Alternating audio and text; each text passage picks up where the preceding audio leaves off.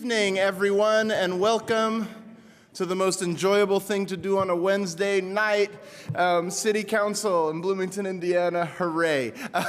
Today's meeting, will the honorable clerk please call the roll?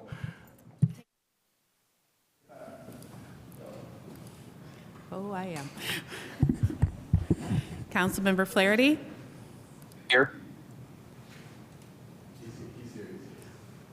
I just didn't hear him, that's all. Oh. It didn't Here. come? Okay, let me try that. Councilmember Flaherty? Here. Can you all hear me? Okay, his volume's not working, but we'll note it. Stossberg? Here. Piedmont Smith? Here. Zulik? Here. Asari? Here. Daly? Here. Rallo? Ruff? Here.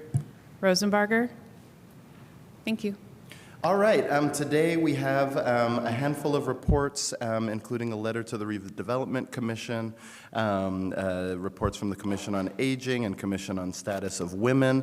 We have 2 things for first reading and 2 things for second reading. I'll just make a note about Ordinance 2026-12, which is to amend Title 15 of the Bloomington Municipal Code, that we're not able to pass that today. So we will be discussing it should the body desire to discuss it, but we're not able to pass it today because we haven't yet received a statutorily required report from the Transportation Commission. So, but other than that, we will be taking all of those other things up for discussion, assuming that the body wants to do that. With that, there will also be 2 times of public comment. The rules, as they usually are, agendas are posted. Theoretically, the agendas are posted on the door, but they are on the door. Okay, fantastic. and there's ones here as well if you'd like to follow along. Do we have any minutes for approval? We do not. We do not. So we will move right on to reports from council members, and I'll start with Councilmember Piedmont Smith, if you'd like to go first. Yes, thank you. As my report this evening, I'd like to read a letter addressed to the members of the Redevelopment Commission. Well, I'll just read it, and then I'll say a few more words after the letter. Dear members of the Redevelopment Commission, we, the undersigned members of the Bloomington Common Council, are writing to clarify our position regarding the disposition of the College Square site, currently owned by the RDC and identified by the Capital Improvement Board as the ideal location for a new convention center hotel.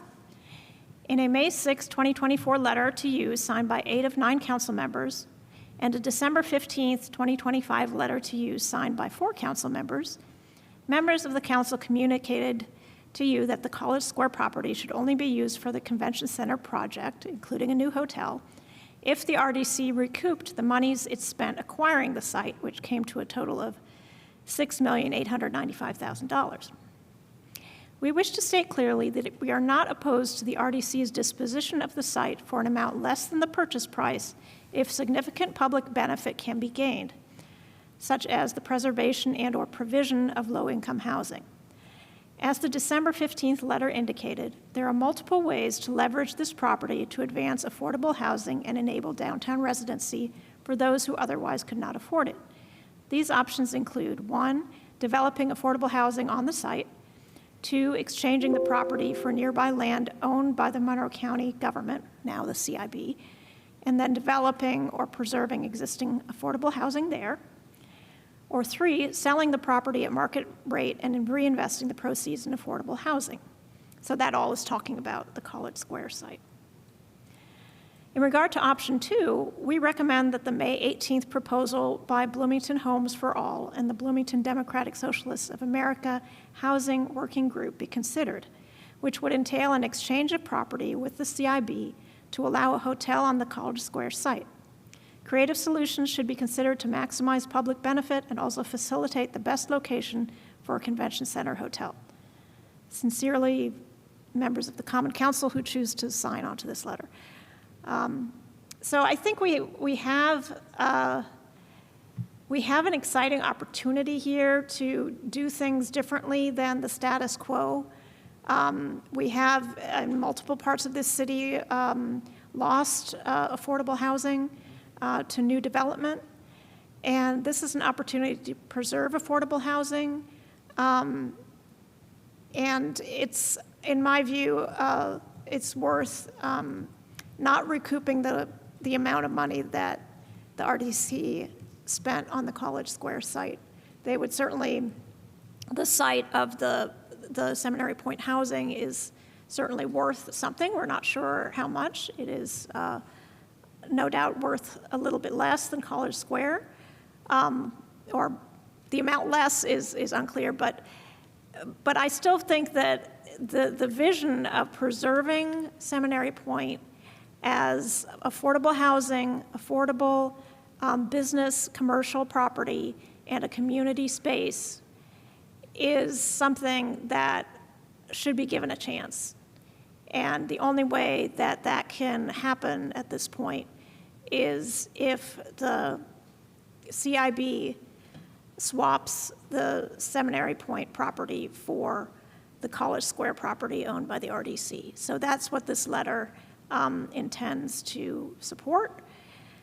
And I welcome any other comments from council members if they'd like to chime in on this. I think there are a majority who would sign on to this letter. I'm not sure of the structure this evening. I think that it's probably not a vote. It's just whoever wants to sign on, unless somebody wants to call for a vote. So that is my report tonight.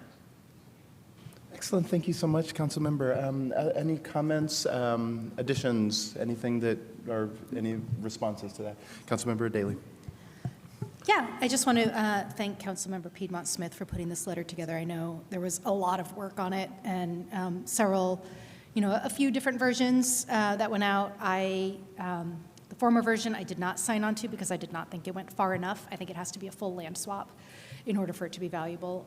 So I'm thankful for putting that full land swap language back in there. So I support this and I'm happy to sign it. So thank you very much. Zulik. I second that, and I also think that we should vote on it to send as a full body. Any other thoughts? Folks, Councilmember Flaherty. Thank you. First, can you hear me now? Yes, we can. Excellent. Hey, yeah. I'll echo the thanks to Councilmember Piedmont Smith and also to Bloomington Homes for All and Bloomington Democratic Socialists of America, who I think Councilmember Piedmont Smith said it very well, that the vision here is really quite laudable and something I'm excited to support. I think I want to speak a little bit to some of the reservations I've had in this conversation, which is, I think, not new, that in general, my view for many, many years, since before even taking office, was that the food and beverage tax is the city's public subsidy and contribution for the convention center project, including all things like a host hotel. And we've, of course, talked about this in the past. And my concern here is that we're not just talking about public expenditure to preserve affordable housing, which, of course, is terrific and something I've wished that the RDC did more of, frankly.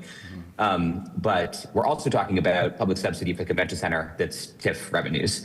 And how much is a little bit unknown because the properties were bought at different times, and we don't know, I don't think yet, their exact market values. But I've had some reservations about, let's say, the Bunker Robertson property, former Bunker Robertson property, College Square, was worth considerably more than the Seminary Point property, that we would just be subsidizing not only the affordable housing, but also the convention center, which is something that I'm sort of like philosophically opposed to, because I think we set boundaries and we've sort of exceeded them. I'm worried about future requests to exceed them.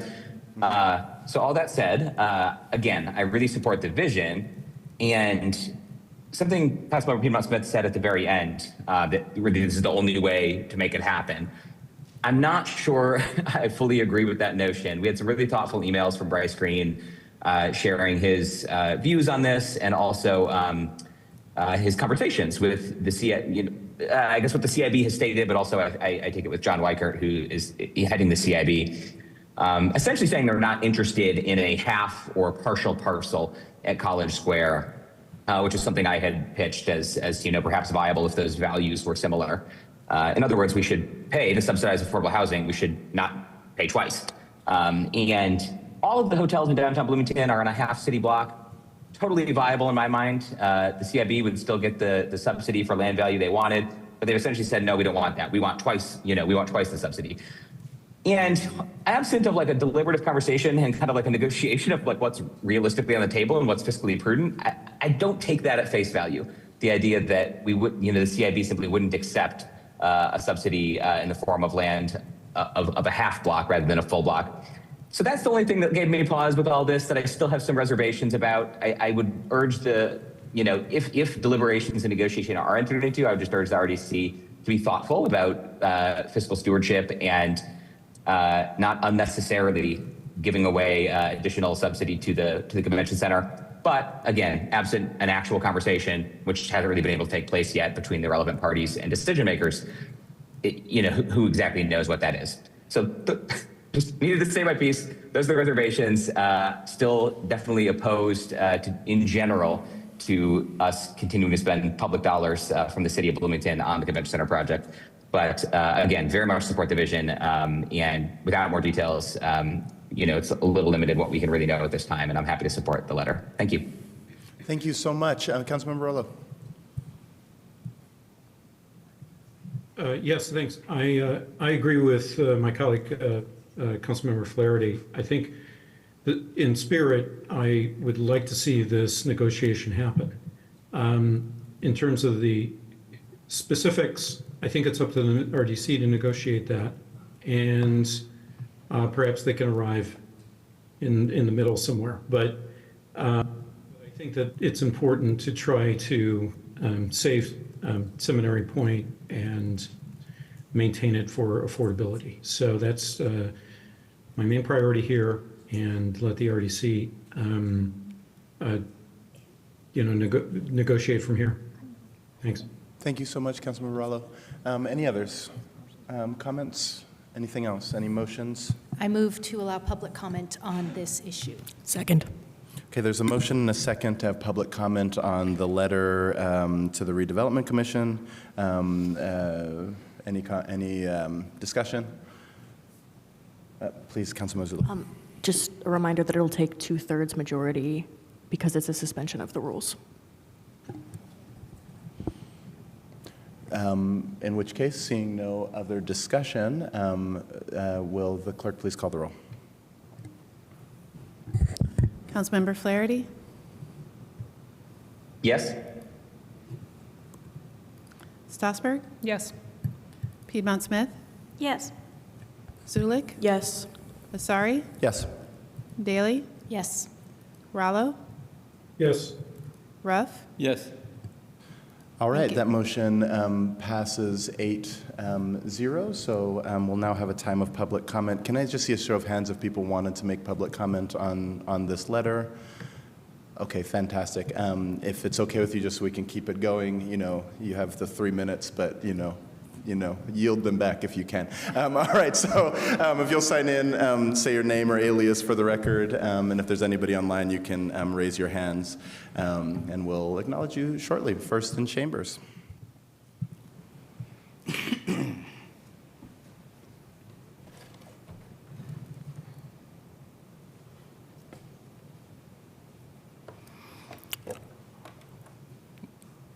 Good to go?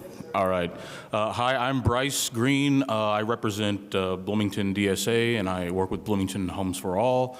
And I'd just like to, thank everybody involved in getting this letter to where it is today. And I thank you all for being as concerned about the prospects of saving Seminary Point as I am and as these activists are.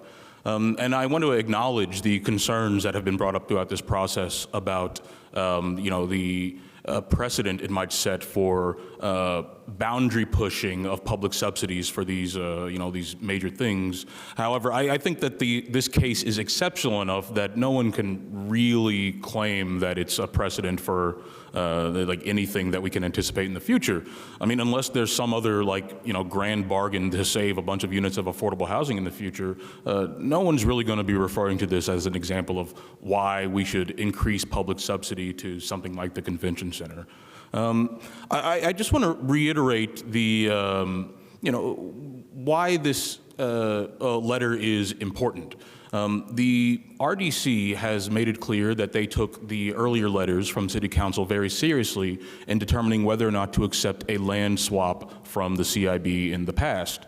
Our plan, our proposal of Homes for All and DSA, is to have the CIB offer put an offer for College Square, in which they would be sold College Square at a nominal fee in exchange for them, contingent on them, the CIB, selling Seminary Point to a mission-focused nonprofit for a nominal fee, effectively doing the land transfer without actually transferring the land, because that would encounter a bunch of bureaucratic hurdles and time is something that we don't have right now. The leases for Seminary Point are set to be extended to August 31st, but that that's coming at us very quickly. And every second that it's unclear that there's a solution on the table, more and more of the people and businesses in Seminary Point are making plans to leave. If they all leave, that imperils the entire project as a whole. And so that makes this time factor extremely important. We hope that in addition to, this letter is excellent, and I know that, you guys appointed the RDC members with, full faith and confidence. But I mean, this isn't done. I don't necessarily know all of the RDC members' explicit positions, especially given this letter now. But I'm hoping that the conversation doesn't stop with the letter, but that, you poke and prod these people until we get what we need.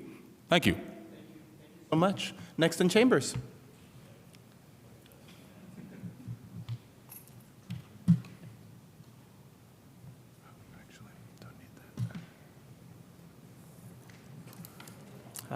Good. Yeah, go ahead. Hi, my name is Barry Herbers. I moved recently to the neighborhood near Seminary Square and the Seminary Point Apartments, and it's a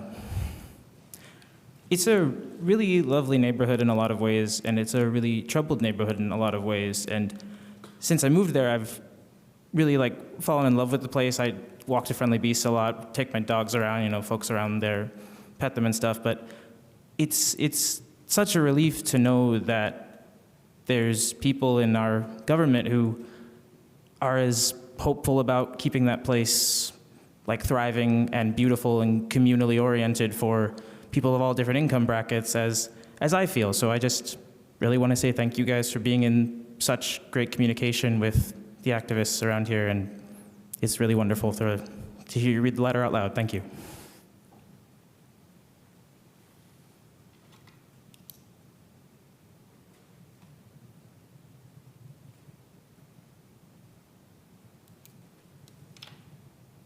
Hello, my name is Sarah Wolford, and I'm the Housing Solutions Director at Habitat for Humanity. I'm also a member of Bloomington Homes for All.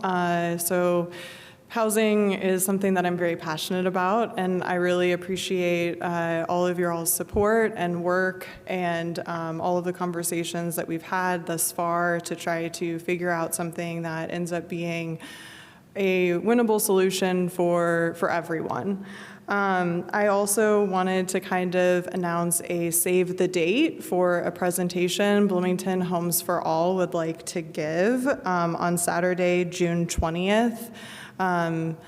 Details to follow, but just kind of wanted to give an announcement. You all will be invited, as well as members of the CIB and RDC, just so all of the decision makers and also people of the public can come and kind of have a presentation of what we hope to bring to the community in regards to this incredible property and how we envision improving it and kind of our hopes for the future. So thank you all so much for your support thus far, and we look forward to continuing working with you all. Thanks. Thank you. Next in chambers.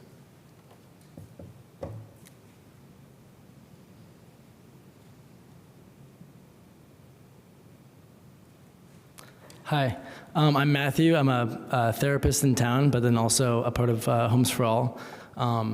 Yeah, just want to say thank you for your kind of collaborative angle that you wanted to take, keeping in mind the RDC and kind of the ways that they're trying to think about it as well.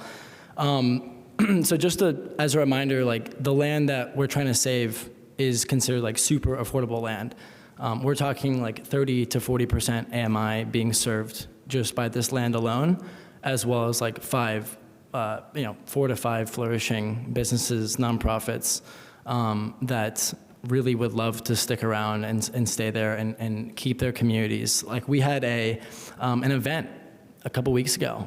We had almost 100 people come to that event and a couple $1,000s raised just off of a couple weeks and a couple flyers, as well as Friendly Beasts hosting the space. It was a sight to see. It was incredibly beautiful to see a whole community knowing about this issue that's going on, as well as then supporting it financially and bringing their friends and their colleagues to that.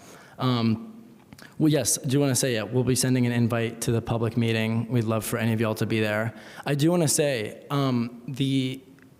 at least publicly, I don't think the RDC has spent a lot of time negotiating with the CIB. This is something that the CIB was hoping that they would get with that 30-day period, and then the RDC denied that. So I want negotiations to happen too.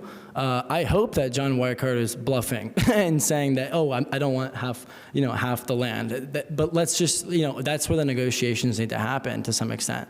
And I just think that that's not necessarily happening, at least publicly, right? I don't know exactly what's happening behind. But so please, and it seems like y'all have already done so, but please encourage them, make phone calls, to encourage that negotiation process to happen. Because really the time is of the essence. Every day that we push this forward, the lease deadline comes, which means that the businesses are gonna need to find new places and the tenants are gonna need to find new places. Think about yourself if you had to find a new place in a matter of 2 months, right? You'd be looking for a new place. And that's definitely the case if you're a business owner too. So if we wanna keep and maintain the people on the land as well as the businesses, we have to act now. So thank you so much for your time and any sort of things you can pull, as well as conversations that you can have to make this happen. But yes, appreciate you. Thank you so much. Is there anyone online who'd like to comment? Fantastic. All right, well, we'll come back then. Any other, please, Honorable Clerk. No, okay. Any other comments or motions? I move that we vote on this. There's a motion to vote on this. And second. There's a motion and a second. Will the clerk please call the roll on the motion? I have a question. So Please. the motion is whether or not we vote, or the motion is whether or not we Yes. approve the letter? I'm happy to just call a vote. How about I think that? that sounds a whole lot Yes, easier. unless there's any objection. All right, because there's been a request for us to have a vote, just so that it's clear who's saying yes to this, though I think it's already fairly clear. But let's call a vote, please. Will the clerk please call the roll? Do we need a motion to approve the letter? Okay, what would you like? Would you like a motion to approve the letter, and then I'll just call Clerk for a Bolden, vote? what would be best? Well, just to clarify, I just want to know exactly what the motion is. You have a motion and a second to take a vote on the letter. It would be nice if it could just be clarified if you're making a vote to sign the letter or if you're taking a vote to vote about signing the letter. That's all I need to withdraw know. my motion and defer to President Asari. Well, then will you make a motion to approve the letter? I move that we approve this letter. Second. All right, there's a motion and a second for us to approve this letter. Will the clerk please call the roll? Thanks. Yes. Councilmember Strasburg? Yes. Piedmont Smith? Yes. Zulik? Yes. Asari? Yes. Daley? Yes. Rallo? Yes. Ruff? Sorry. Yes. And Flaherty? Yes. All right. Thank you. That letter is approved, 8-0. Thank you very much for your work, and thank you all for your efforts. Are there any other council member reports? Councilmember Strasburg. Thank you. First, I want to apologize just a second to Councilmember Piedmont Smith, because I got up in the middle of her report. And in case you were wondering what I was doing, I was relocating a very small jumping spider that was crawling around on the desk, and I like had a flashback to my nature education days and went, I think I'm going to move this little guy outside. So anyway, my report, though, I first wanted to say it is June, and June is Pride Month, so happy Pride to everybody, and highlighting the Pride Fest for Bloomington, which is not until August. It's August 22nd, because we wait until our student population has come back to town, but there are lots of other local Pride events, or not quite local Pride events, but regional Pride events, if anybody wants to attend those this month. And in addition to that, I wanted to highlight, I was reading through the Bloomington Volunteer Network weekly email this week, and Bloomington Pride is looking for board and committee members. So if anybody out there is interested in being on the board of Bloomington Pride, which is not, it's not a City of Bloomington board, right? It is their own organization. You can contact them at info@bloomingtonpride.org, or there is a little short URL that you can go to. It's https //btown or bton.in/pride26. So if anybody wants to get involved with that event and that organization, that would be a great thing to do in June. And then I also just wanted to highlight a couple of recent conversations I've had with constituents. I had constituent meetings last weekend, and several people talked about the need for affordable housing, which we just talked about, and livable communities, which one of our other public commenters just mentioned, and safe streets, and then enforcement of traffic laws. So I told them all that I would announce that those were some of the things that some folks are concerned about over in District 3. And I think that is all. Thank you. Fantastic. I'm just going to extend councilmember comment by 3 more minutes. Councilmember Zulik. Thank you. I just want to say happy Pride, and a quick reminder that the first Pride celebration was a riot. So keep making good trouble, and thank you. Thank you so much. Any other comments? All right, we'll move then straight along, and thank you all for your incredible work, to a report from the Commission on Aging. Thank you so much for being here.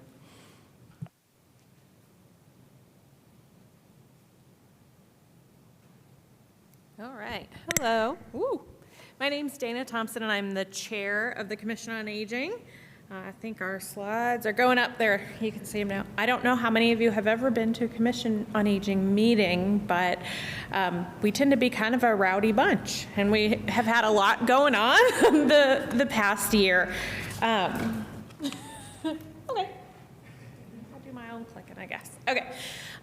So we've gone round and about with what we want to do as a commission, how we want to make impact, and how we have really focused on that the last couple of years is in a couple of ways.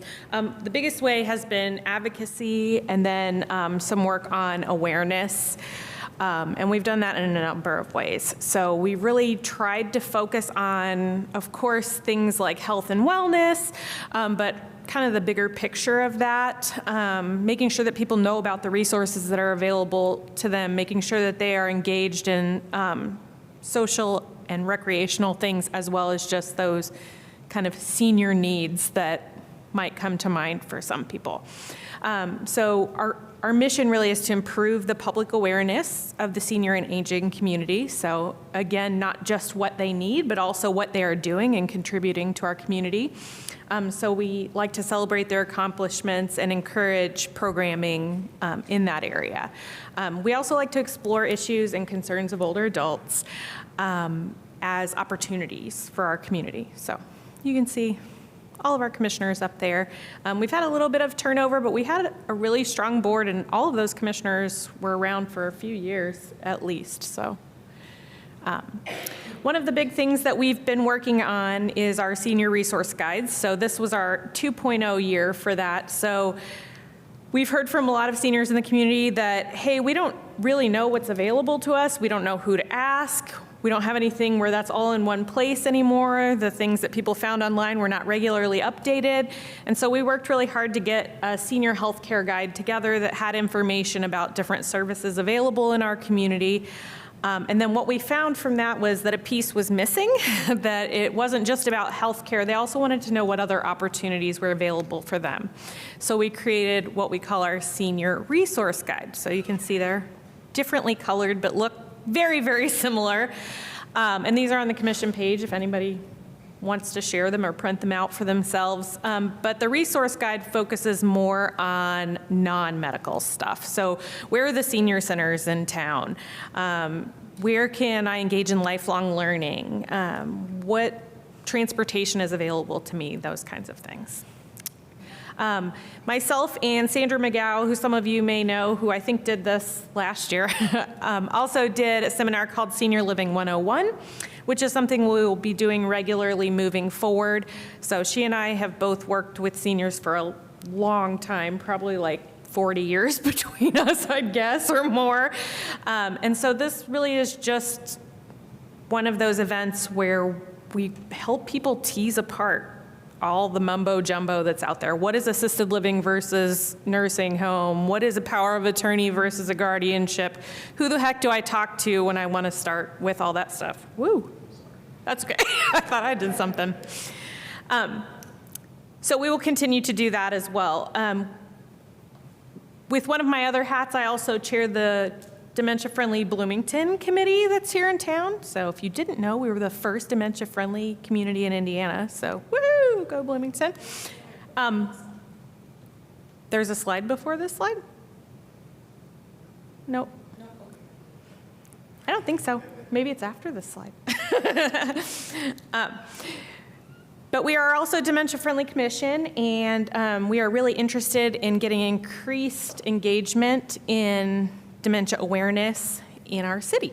So we are really encouraging city offices, other city commissions, councils, whatever, that are interested in that to take part in our dementia aware organization training through Dementia Friendly Bloomington. So that's one of the big things you can do to support our mission. I think just collaborating with us, we really love to collaborate with other groups and organizations in town, and then just share our resources and use us as a resource as well.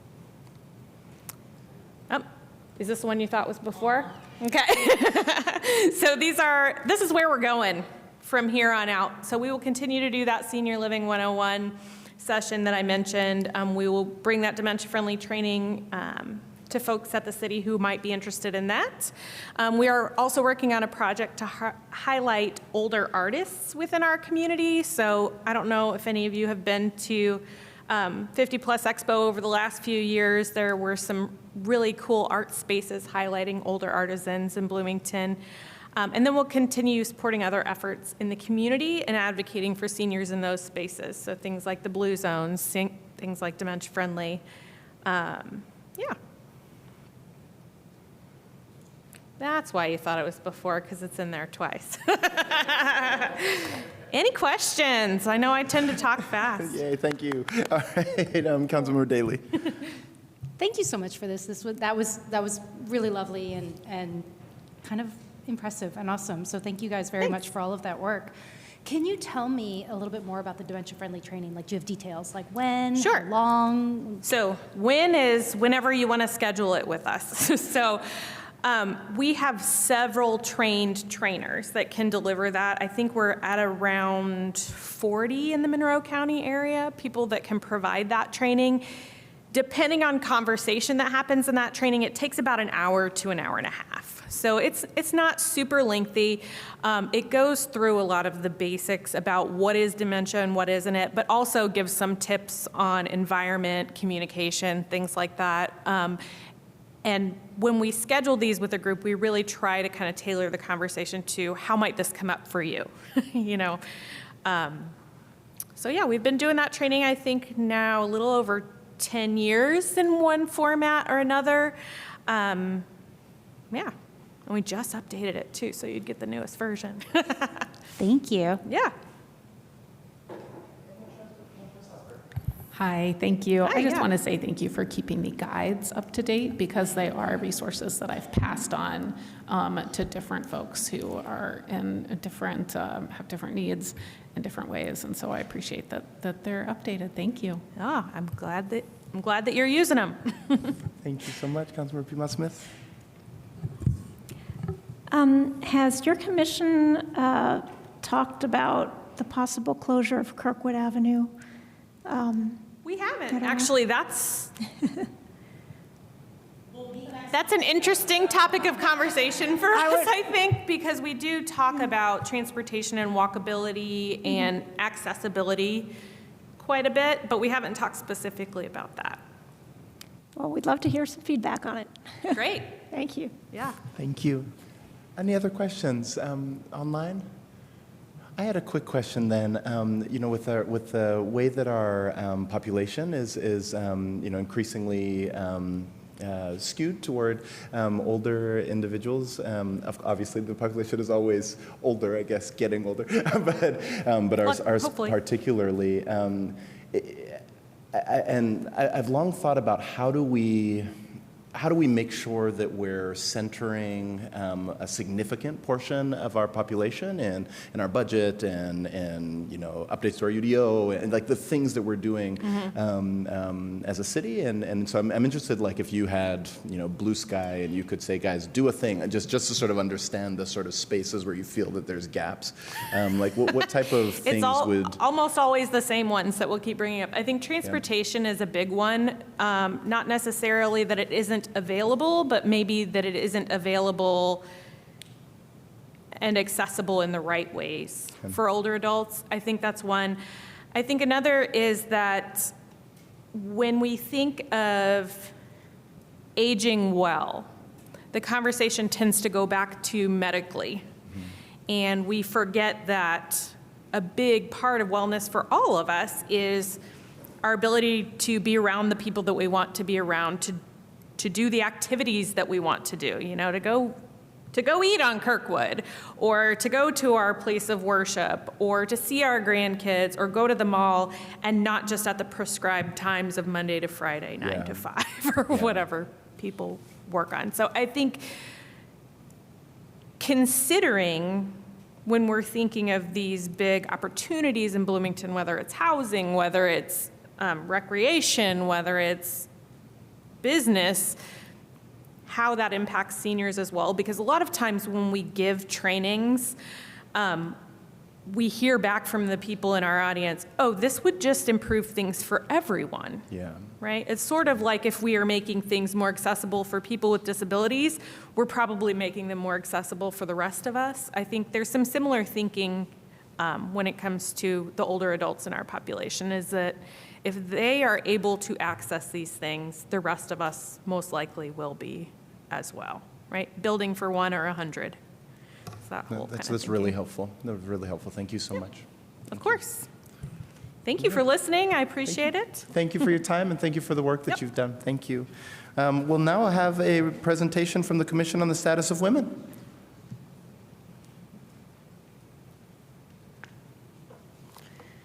Good evening. Hi, my name is Cece Smalling, and I'm Commissioner on the Status of Women.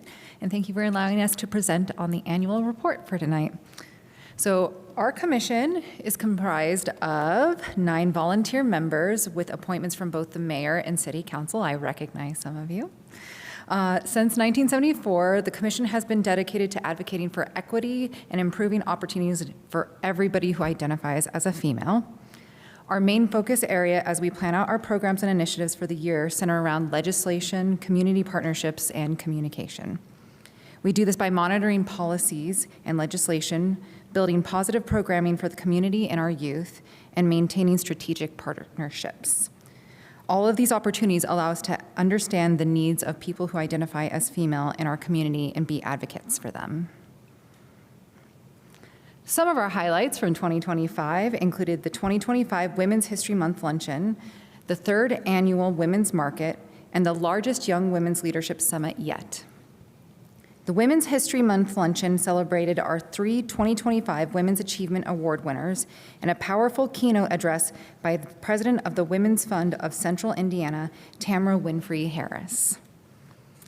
The Women's Market had 30 vendors this year, 100 of attendees, and of those who responded to our feedback survey, many of them reported great sales for the day. The Young Women's Leadership Summit was very special this year, both in terms of the number of attendees and the impact of the 3 sessions that focused on overcoming barriers. As we began looking into 2026, we identified several areas of growth and opportunity. The cost of the Women's History Month luncheon continues to rise each year and is largely funded by sponsorships and ticket sales.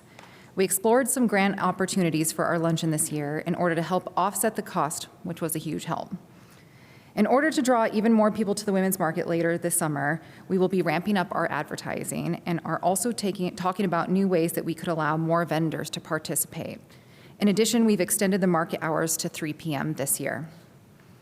Based on the feedback and ideas we received from the students who attended the Young Women's Leadership Summit in 2025, we look forward to continuing to create an intentional and meaningful program in the fall of 2026.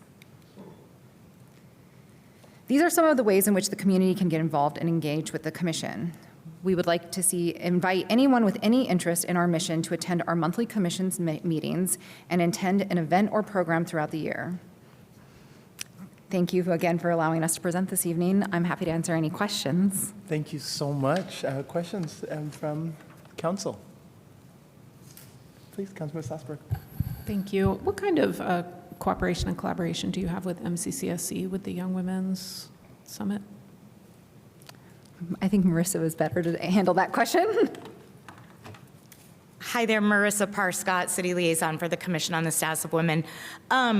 We coordinate with MCCSC, of course, and we lean on them to help get the word out to students to register.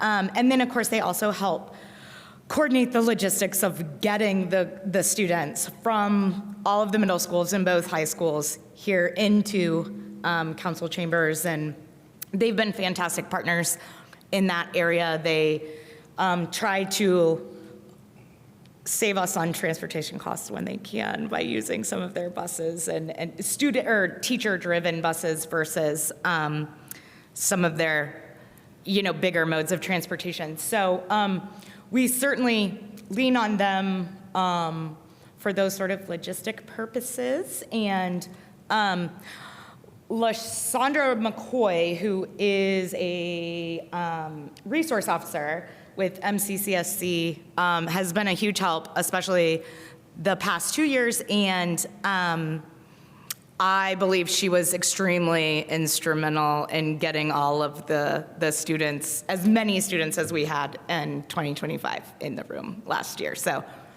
I'll give a public shout out to her for that. Thank you. On the question of legislation, and you said, I think maybe the federal one is maybe a little more obvious, but at the local level, are there particular things that are priorities, that we can act on? I will have to probably get back to you a little bit on that, but I can tell you that is our primary concern, frankly, is working with the state of Indiana on our legislation. Obviously, yes, we know that the federal government affects us as well, but one of our key items this year in 2026 when our council was in session was to spend that time to read through as many of the articles as we could regarding things that we felt would affect women disproportionately. And so it's a lot of work that is done in a very short amount of time. And as we know, the things that go before them don't necessarily even make it to a vote. And so I think strategically thinking forward is about how can we support Indiana women, particularly Bloomington women, when we have those state legislation come up, and how can we support that way is our honestly one of our most critical missions. Well, I certainly speak for myself only, but perhaps others feel this way as well. I love lists, and so if you all ever have here's an agenda, like you all need to pass these type of things, it's really helpful because it gives us something to react to, something to work on, and so we welcome that type of engagement from the commission, all of the commissions for that matter. So I'm on the legislation committee, and I'd be happy to send you lists. Thank you, thank you very much. Thank you. Any other questions? All right, we will move swiftly along then. Do we have any reports from council committees?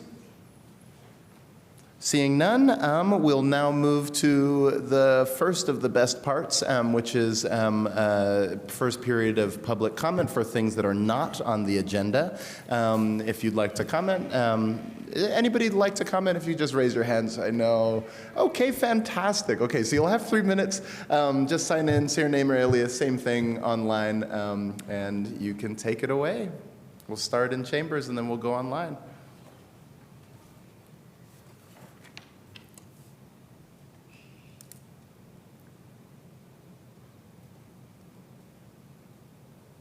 Hi, my name's Kathy Berry, and one of my neighbors brought by an announcement of an exhibit of his artwork, which opens this Friday, June 5th, at the Eiffel Galleries, 415 West 4th Street.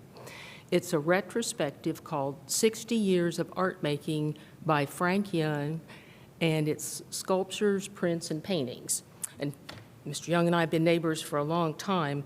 I have seen the beautiful things he makes, and I know him to be a person who's contributed to the community in very many ways. He's a very talented person. So I just would like to say that anytime this month, starting Friday till the 30th, stop by the Eiffel Gallery, and I believe you'll get a treat. Thank you. Is there any commenter online? Anyone else in the room? Mr. MG, I mean, we're disappointed. Okay, all right. Seeing none, we will move along. Are there any appointments to boards and commissions?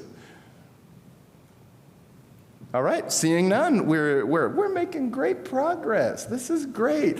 We'll move on to legislation for first reading. Are there any motions? I move that ordinance 2026-13 be introduced and read by the clerk by title and synopsis only. Second. There is a motion and a second. Any discussion? All right. Will the clerk please call the roll on the motion? Yes, my apologies. Councilmember Piedmont Smith. Yes. Zulik. Yes. Asari. Yes. Daly. Yes. Rallo. Yes. Ruff. Yes. Flaherty.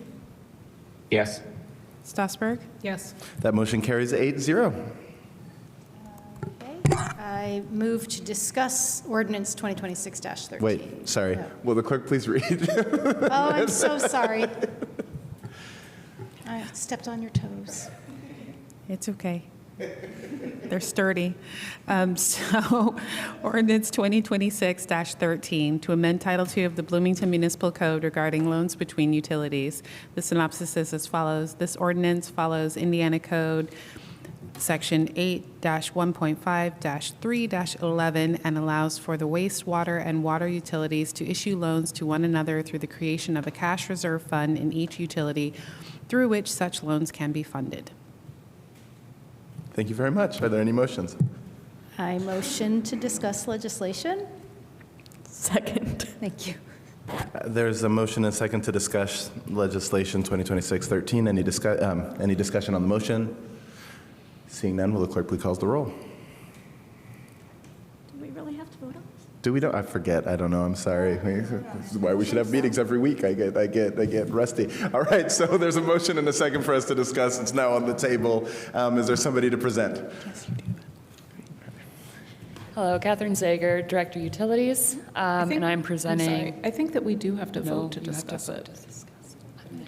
Yeah, I think that that's what we've been doing. Attorney Allen, would you like to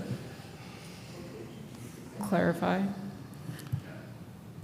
I believe you introduce it, you have the discussion, and then you vote on the actual main motion, is how it's, if you give me just a moment, I'll give you a definitive answer. I'm sorry. Clerk Bolden, do you have a thought about this? I honestly don't, because this is a recent change in how you actually operated, but I thought you actually did take a vote on whether or not to discuss it because you needed, was it 2/3 of people to agree to discuss? I cannot recall. I'm so sorry. My recollection was that we have to vote on it because, in case you don't want to discuss it. On first reading? Yeah. In the document procedures with discussion of ordinance at first reading, it does not say that a vote is needed.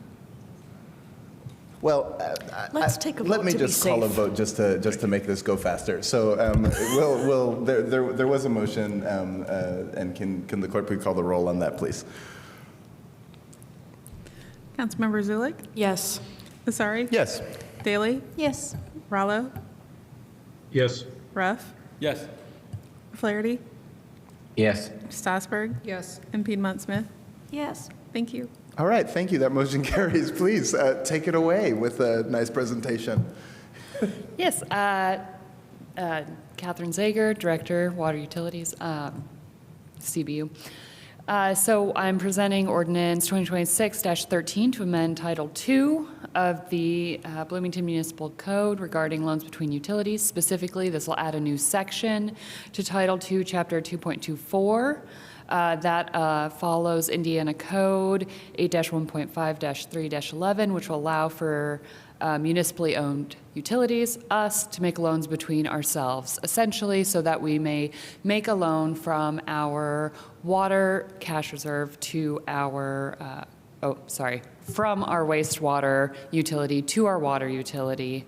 If you recall, last year's budget presentation, we reported a negative ENR, indicating a deficit in our water, and foreshadowed the need for a loan eventually. Now here we are. We have the need for the loan, and in order to make this loan, we need to pass this ordinance amendment to allow for the creation of a cash reserve fund in each utility in which such monies can be loaned between the utilities. I'm happy to take any questions.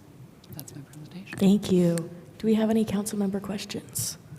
Councilmember Strasburg. Who decides the interest rate for these loans? And like, whose benefit is it to charge ourselves interest? There's no interest, and we decide.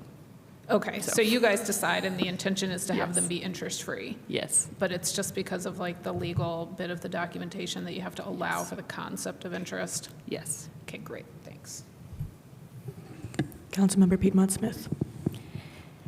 So, Director Zager, you went kind of quickly. So there's a deficit in the water fund currently? Correct.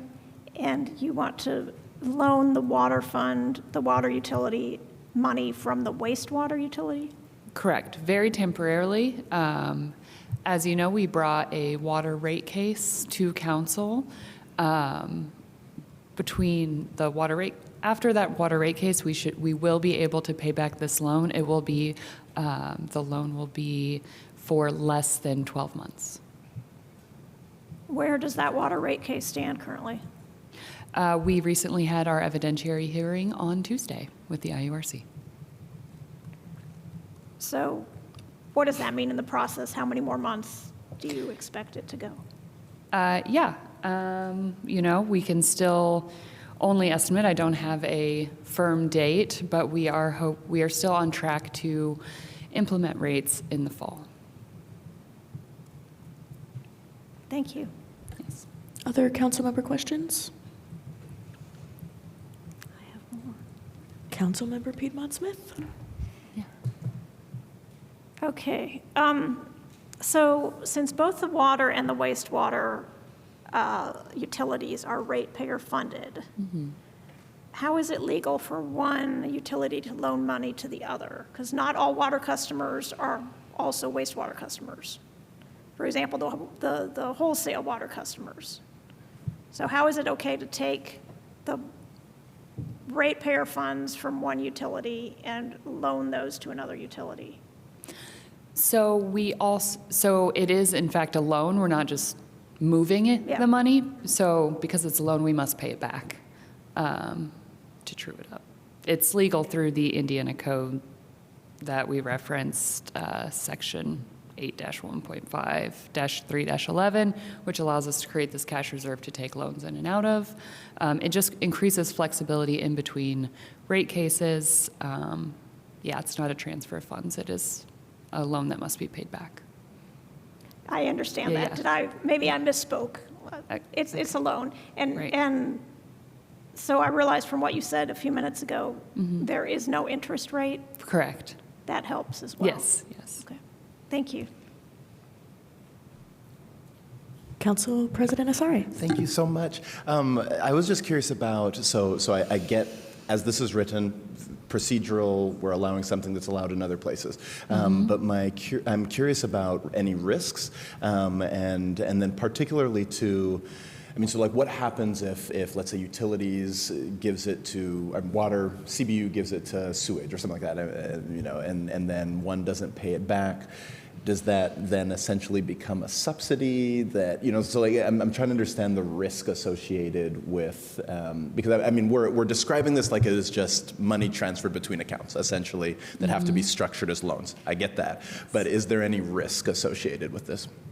Sure, of course. There's, you know, risk associated with this in that if there was not appropriate oversight, that you could lead to one fund subsidizing the other. Exactly right. I do believe that we have appropriate oversight between both this council here and our USB, who also recommended this adoption. Okay, and then in terms of the oversight, do all of those things come to the USB then when we create a new transfer between accounts, or what's the approval process for? Yeah, and yes, all transfers and claims are approved through our USB. Okay, awesome. Thank you. Any other council questions? Councilmember Strasburg. Thank you. This might seem like kind of a weird question, but I'm looking at the way this is actually supposed to be implemented in our code in terms of that language, and I mean this is the sentence, and I just want to say in preface, like, I feel like this sentence makes like 0 sense to me. So if I was reading the code, I would be like, what on earth does that mean? And so I don't know if that's like my ignorance, or if this sentence is just run on and kind of strange. But anyway, it says a cash reserve fund is hereby created for each city-owned utility, and the Utilities Service Department by its Bloomington Utilities Service Board shall hereafter carry the same on the records of each city-owned utility by providing for monthly contributions or transfers to the cash reserve fund of surplus earnings of each utility. And it's like the first part of the sentence seems like it doesn't go with the second part. Like, I have no idea what's going on there. So can either you explain that, or maybe an attorney in the room be like, yes, this is the way the code language has to read? Yes. I do believe this is how it needs to read in order to align with the Indiana Code. I believe Chris Wheeler is online, so he may be able to have a better explanation. Okay, that would be great, just because, I mean, I know that sometimes like legally is not easily interpreted by non-legal people, but this seemed especially Do my challenging. best.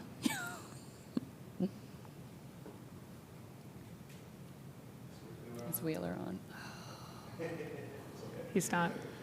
Yes. Well, I mean, I think this is the first reading, and so it'll go to second reading. So if we could maybe just like look into that between now and next week, that would be fantastic. Thank you. Council President Asari. Just a quick follow-up question about what other cities have done. I think there was that reference to Columbus, for example. Is it normal to write into the code maybe like a cap of interest rates or anything? I mean, I get, and I'm not questioning what it is that we're trying to do. I totally get that, understand why we need to do that, we should do that, I'm supportive of it. I'm just trying to make sure that, you know, when we're all not here and you're not here in so many years, that this is done in the best way. So would you welcome like an amendment, for example, that capped let's say the percentage of loans, that created a very clearer, to Councilmember Strasburg's view, a clearer set of guidelines for how it's governed, for who decides at what times, like those type of, that level of specificity? Or do you think that it's better at the level, I mean, maybe as a question for Attorney Wheeler, do you think it's better at this sort of very light level? So yeah, just curious there if what your thoughts are. So I do think, you know, we're open to putting certain, like, basically guardrails, I think is what you're saying, you know, regarding things like interest rates and caps. I do think that the way it's currently written does provide a fair amount of flexibility for us to be able to, especially if this were utilized in order to fund potentially an emergency project. This could be used in this way. And any guardrails that you would put on it may inhibit that, but I can't predict the future. So we, definitely be open to suggestions. Okay, So, thank you. fantastic. Thank you so much. Thank you. Councilmember Rallo. Yeah, so I'm looking for the amount of the loan. What is the amount? So the amount of the loan is not in this ordinance. However, we have, are anticipating that the loan will be capped at $4 million. So that is like not to exceed $4 million. And we anticipate that we will not need to use all of that. Okay, thank you. Any other questions? Okay, and I believe we go to council comment now because we're discussing. Well, because I think we do. Any council comments? In that case, we will go to public comment on this specific ordinance. If anyone would like to, thank you, Director Zager. If anyone would like to speak on this ordinance, please approach the podium. Looks like nobody. Anybody on Zoom? Oh.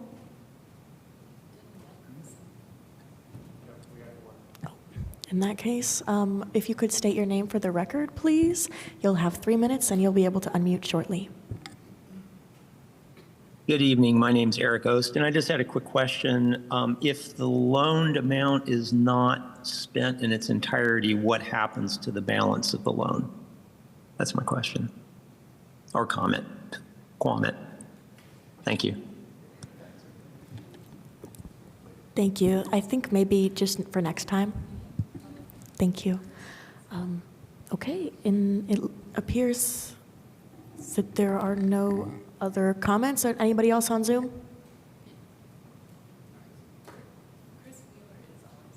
Chris said he was on Zoom.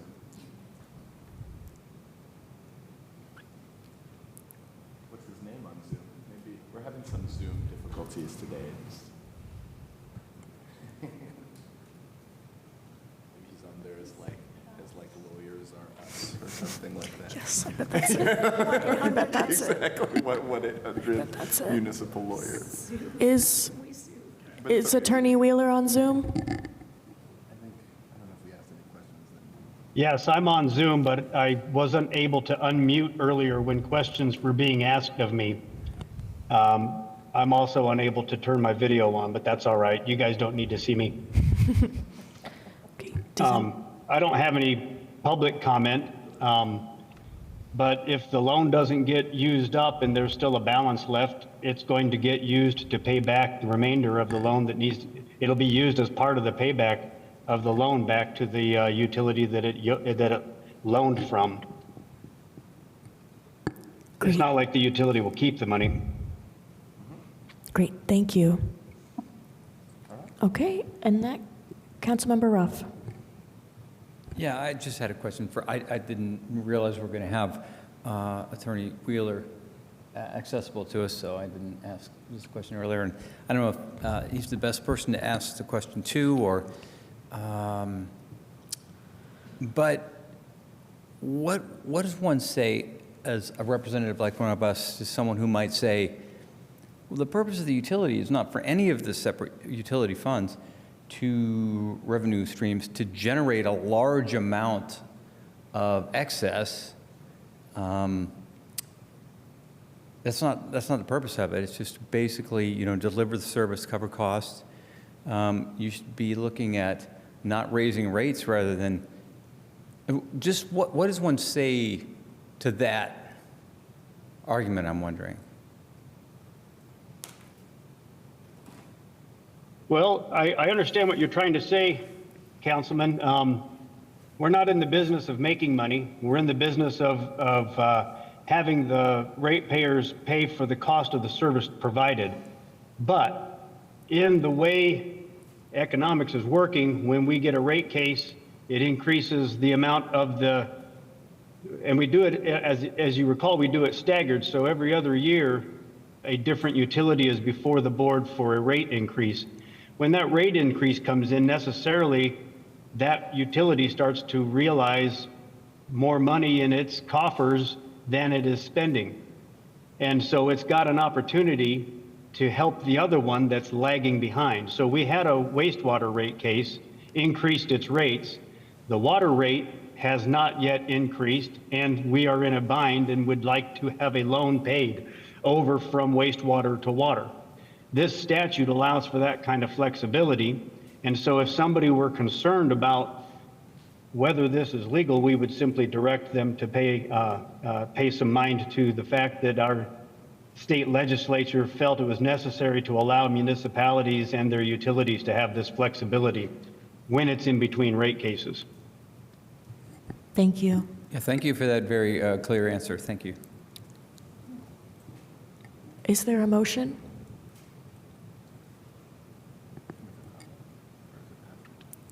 Well, we've made it. Would you like to make a comment? Brief one.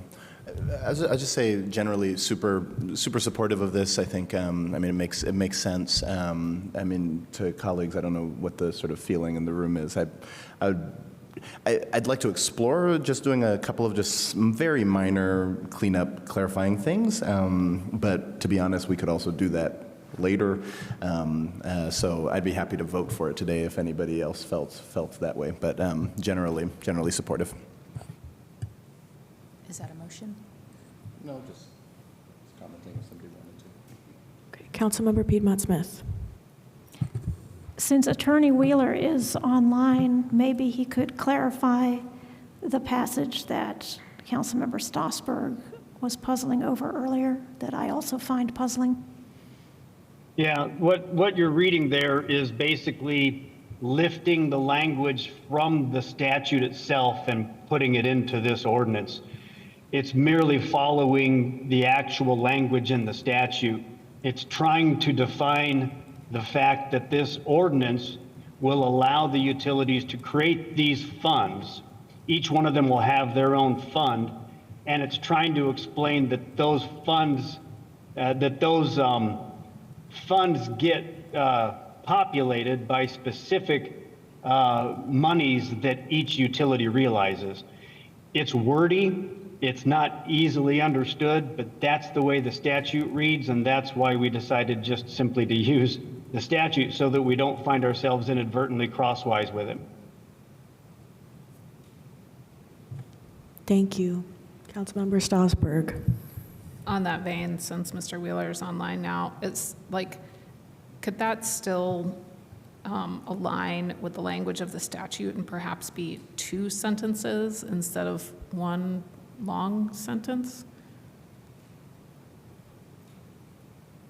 I don't see why we couldn't make 2 sentences if that were to end up making it read easier for everybody. I guess I think that there's the possibility that it could read easier if it was broken down into more sentences than one very long, wordy one. And so to that end, I guess I would make the motion to move this to second reading at our next meeting on June 10th. Second. Okay, there's been a motion and a second to postpone this reading to June 10th, our next regularly scheduled council meeting. Would the clerk please call the roll?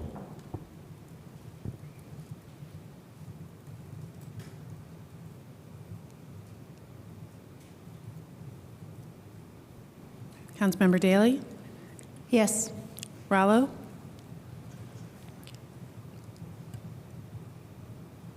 Yes.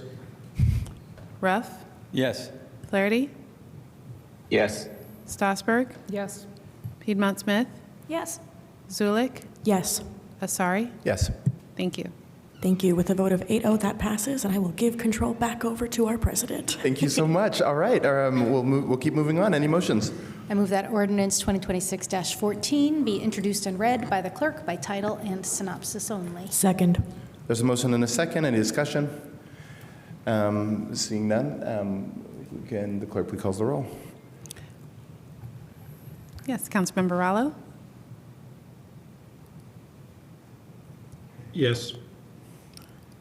Ruff? Flaherty? Yes. Strasburg? Yes. Piedmont Smith? Yes. Zulik? Yes. Asari? Yes. Daley? Yes. Thank you. Any other, oh, sorry, will the clerk please read?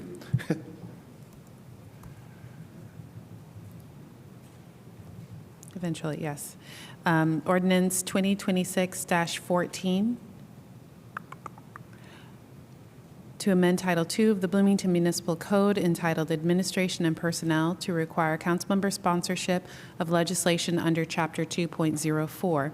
The synopsis is as follows. This ordinance, sponsored by Councilmember Piedmont Smith, adds a new paragraph to the Bloomington Municipal Code, Section 2.04.270, to require councilmember sponsorship of each item of legislation, except for the annual budget legislation and appropriation ordinances. Thank you so much. Any motions?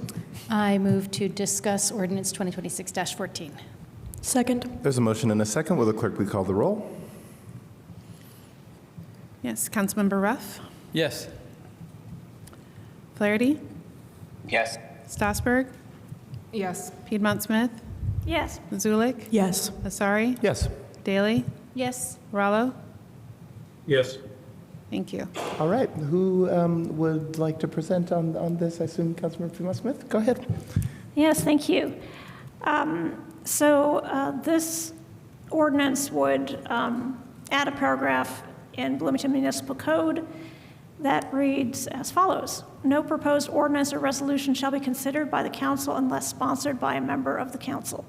Exceptions: no council member sponsorship shall be required for the annual budget-related legislation, nor for appropriation ordinances brought forward outside the annual budget process.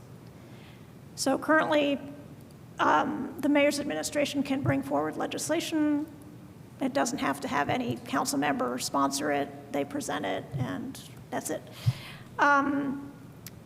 This idea of having a council member sponsor was discussed by the Committee on Council Processes. Actually, I have to thank last year's member of that committee, Councilmember Flaherty, for bringing it forward. And then we discussed it this year with the committee and unanimously approved this ordinance on May 21st. The reasoning is that it can help prevent misunderstanding and lack of clarity of legislation if at least one council member has read it first and advised if there's more context needed to understand it, or more lay people's terms to understand it, or if there was some aspect that the administration from the executive branch perspective did not consider and should have considered before it comes to the legislative branch. So we think that this will improve communication. At least one member of council will have their name put on the legislation. It shouldn't change anything as far as who presents the legislation. The sponsor isn't even necessarily committing to vote for it. Of course, it would be odd if they didn't, but you never know. And in my memo, I have more details as to many other communities do things this way. Either something comes through a city council committee or a sponsor, a council member is required to sponsor. It kind of just makes sense as a legislative body that somebody on this body would sponsor, like it's done in the State House and in Washington.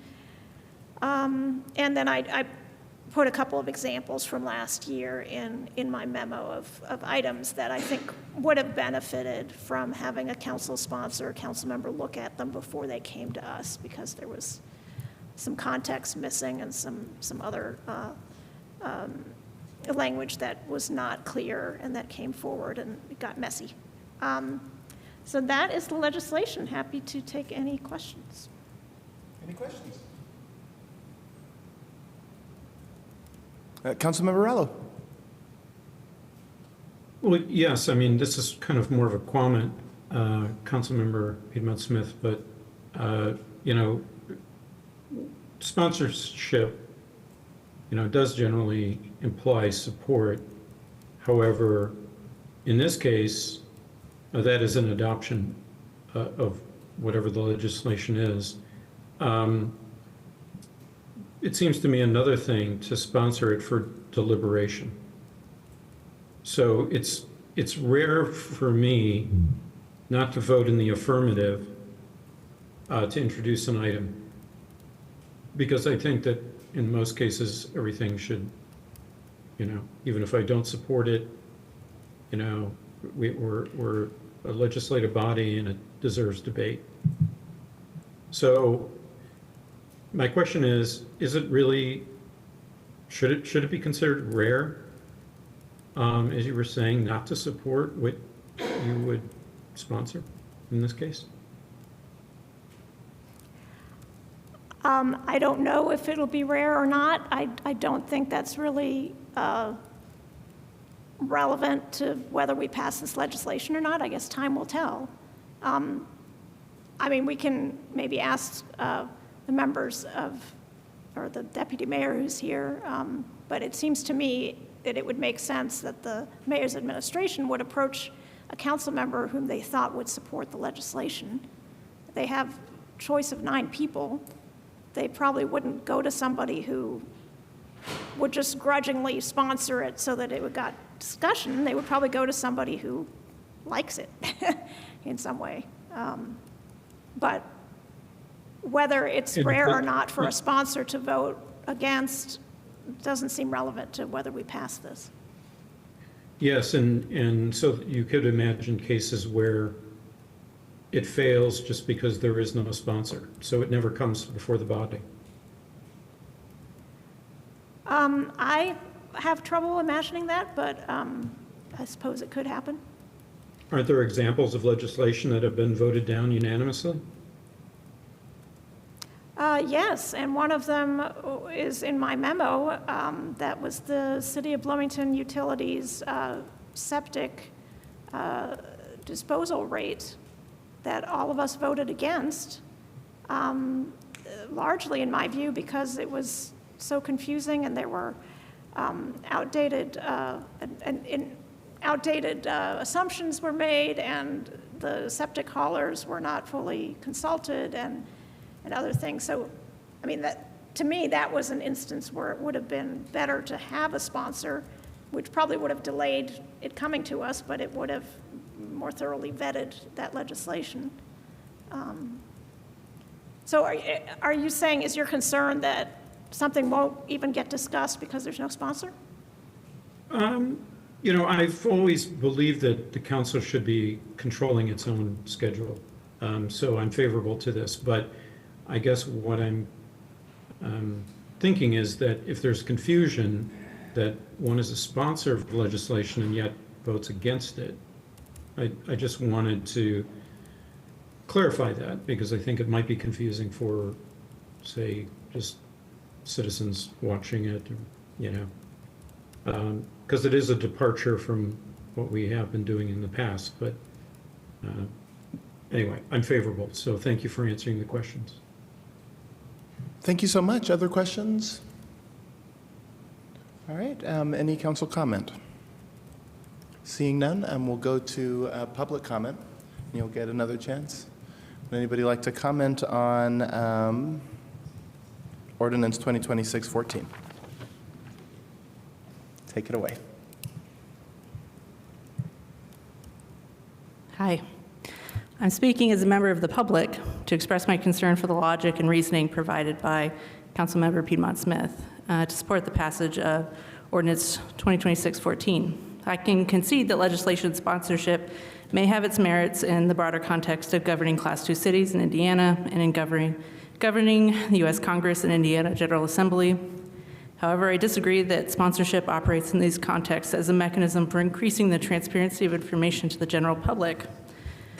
I disagree that sponsorship procedurally guarantees fewer amendments that will be made on a piece of legislation. I disagree that sponsorship would improve communication between the mayor's administration and members of the council. And I disagree that the sponsorship will benefit the public at large. I also take issue with this assessment that this ordinance is not expected to have a major impact on existing city finances. But out of respect for time, I'm going to limit the depth of my remarks to my first disagreement, because I think it's the easiest claim to challenge quickly. I'm skeptical that many people here think that the U.S. Congress utilizes a sponsorship policy to maximize or ensure the transparency of information around their process. Sponsorship mechanically operates as a form of permission. It's a simple logic gate.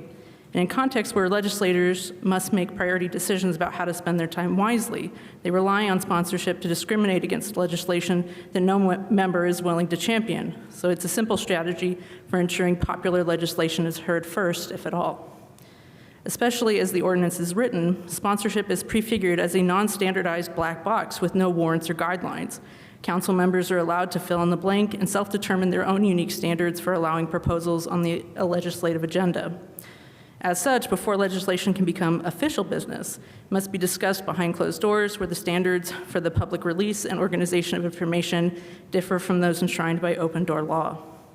While council members may experience discomfort when asking questions for the public record, it is conceivable that legislative proponents rely on the function of public discourse for educational purposes. Asking fewer questions about legislation because council members have a privileged perspective of it will only diminish the resulting discussion for their constituents. Council members want to demonstrate a good faith effort to increase transparency behind the legislative process. They could do better, I think, by following the example laid out by the Transportation Commission, where there, commissioners hold staff and staff hold each other to a minimum standard of preparation before presenting cases for hearing. Staff maintain a standard reporting structure to ensure that when commissioners take action, they're fulfilling requirements explicitly outlined in BMC Title II, Section 2, subsection 100, paragraph D, item 2. The end result is more documented material relevant to the legislative process for public review and not less. As a closing remark, I want to observe that the materials for this ordinance have not demonstrated, I think, a good faith engagement with city staff to clarify the particular details of the stated burden that the proposed ordinance would lay upon them. That's your time. Thank you so Fair much. enough. Thank you. If you want to also send your comments to us by email, that would be very helpful. Thank you. Good evening, Council. Dave Askins with the B Square Bulletin. I have 7 questions tonight. Question 1. The City Council rules in Terre Haute, Carmel, and Fishers have been cited as examples of what Bloomington is now considering, but on their face, the rules in those 3 cities appear to be counterexamples. Could we get a breakdown of why rules in those 3 cities are analyzed in support of this proposal? Question 2, is there anything currently written in Bloomington City Code or elsewhere that would prohibit a rank-and-file resident from drafting an ordinance, submitting it to the council president, who would then place it on the agenda, sponsored by the named resident? If not, then doesn't this proposed legislation on sponsorship erect a new barrier to council agenda access by the public? Question 3, last year, the administration chose not to bring the routine annual interlocal agreements with Monroe County on animal care and building code enforcement before the City Council. Instead, the administration sent them directly to the Indiana Attorney General's office, which is one option for the administration under state law. Does the council's sponsorship requirement affect those situations in a positive way? Under this proposal, question 4. Under this proposal, suppose 4 council members agree to sponsor a piece of legislation, but when it appears on the agenda for a meeting, at that meeting 5 members vote against the motion to read it by title and synopsis. In that case, the legislation would still not be considered. So the council already has a much higher threshold than the sponsorship of a single council member for the council to consider legislation. Why isn't that higher threshold already sufficient? Question 5, controlling whether legislation gets considered is a different concept than controlling access to the council's agenda. If the idea is to control access to the agenda, why does the proposal not mention the word agenda? Question 6, 2 examples from last year were described as problematic in the committee chair's memo. The villain in those 2 stories was the administration and its failure to make things clear. A different approach from fighting the villain would have been to give an advantage to the potential civic heroes, the public, That approach would recruit the public's participation earlier, just after the required materials are filed in the council office 10 days before a meeting, by posting the materials online 10 days before the meeting and providing a way for the public to submit written questions. Did the Rules Committee consider this approach to solving the identified problem? Question 7, did the Rules Committee consider as a solution to the identified problem a return to one previous function of City Council work sessions, now called deliberation sessions, which was to allow council members to get an oral briefing from city staff about upcoming legislation a month or two in advance of formal presentation on the agenda? Well, perfectly timed. Thank you.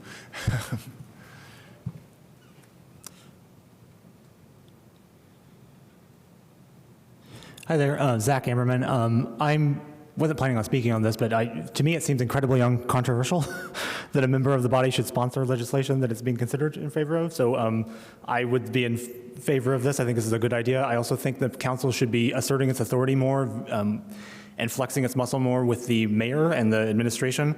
So for that reason, I think this is a good thing. You should control your own agenda and what comes before your body. So to me, it seems incredibly uncontroversial. Thank you. Is there anyone online? No one online. We'll come back to council. Any other comments? Seeing none, any motions?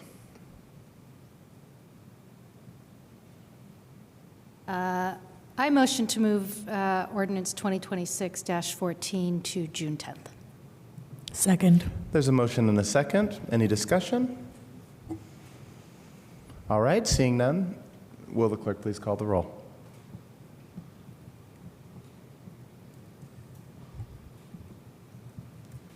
Councilmember Flaherty?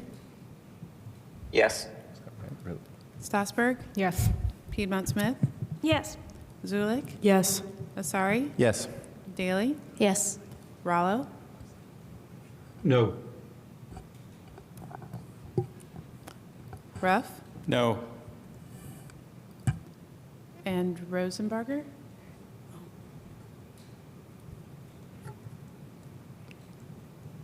I'm not voting on that. Sorry about that. I just popped on. I don't know what you guys are doing. So. Okay. All right. Abstain. I abstain. Thanks. Okay. Yeah, okay, so but that is Thank you. 6-2-1 with one, so 6-2 with one abstention. That motion carries. That'll be on our agenda for the 10th of June. Thank you so much. We'll now move on to legislation for second readings and resolutions. I move that ordinance 2026-12 be introduced and read by the clerk by title and synopsis only. Second. There's a motion and a second. Any discussion? Councilmember Stassberg. That's not what the agenda says in the packet addendum that was released yesterday. Oh, yeah, that's as our right. next order of business. If you want to do resolution. I mean, that's fine if we want to do that one. So it's up to you. That may be the thing you want to do. All right, I withdraw my motion. Would you like?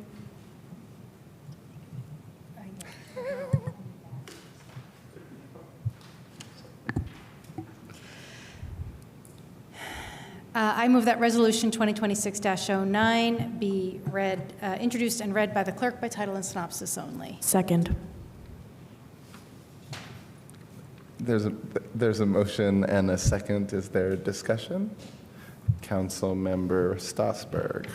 Sorry, I just want to say that this resolution got added to our packet yesterday, and it included like 120 pages almost of reading material, and I find it extremely frustrating. It's really clear when something like this gets added as an addendum that it did not get given to our council staff and our council office according to the timelines in our code. So I'm going to vote no on introduction for this. Thank you. All right, there's any other discussion? All right, will the clerk please call the roll? Yes, Councilmember Stassberg? No. Piedmont Smith?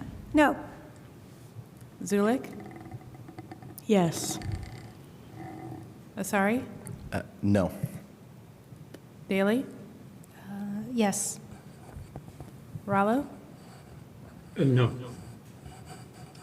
Ruff? No. Rosenbarger? No. Flaherty? That motion does not carry. Sorry, you have somebody else to ask? Sorry. Did we hear Council? Flaherty said no. Okay. I didn't hear. But did you say, you said no, correct? I said no. Thank you. Thank you. That motion does not carry. Are there any other motions? I move that ordinance 2026-12 be introduced and read by the clerk by title and synopsis only. Second. There's a motion, a second. Any discussion? Seeing none, will the clerk please call the roll? Councilmember Piedmont Smith? Yes. Zulik? Yes. Sorry? Yes. Daley? Yes. Rallo? Yes. Ruff? Yes. Rosenbarger? Yes. Flaherty? Yes. Strasburg? Yes. Thank you. All right, that motion carries. Will the clerk please read? Ordinance 2026-12 to amend Title 15 of the Bloomington Municipal Code entitled Vehicles and Traffic to seasonally provide a carless Kirkwood. The synopsis is as follows.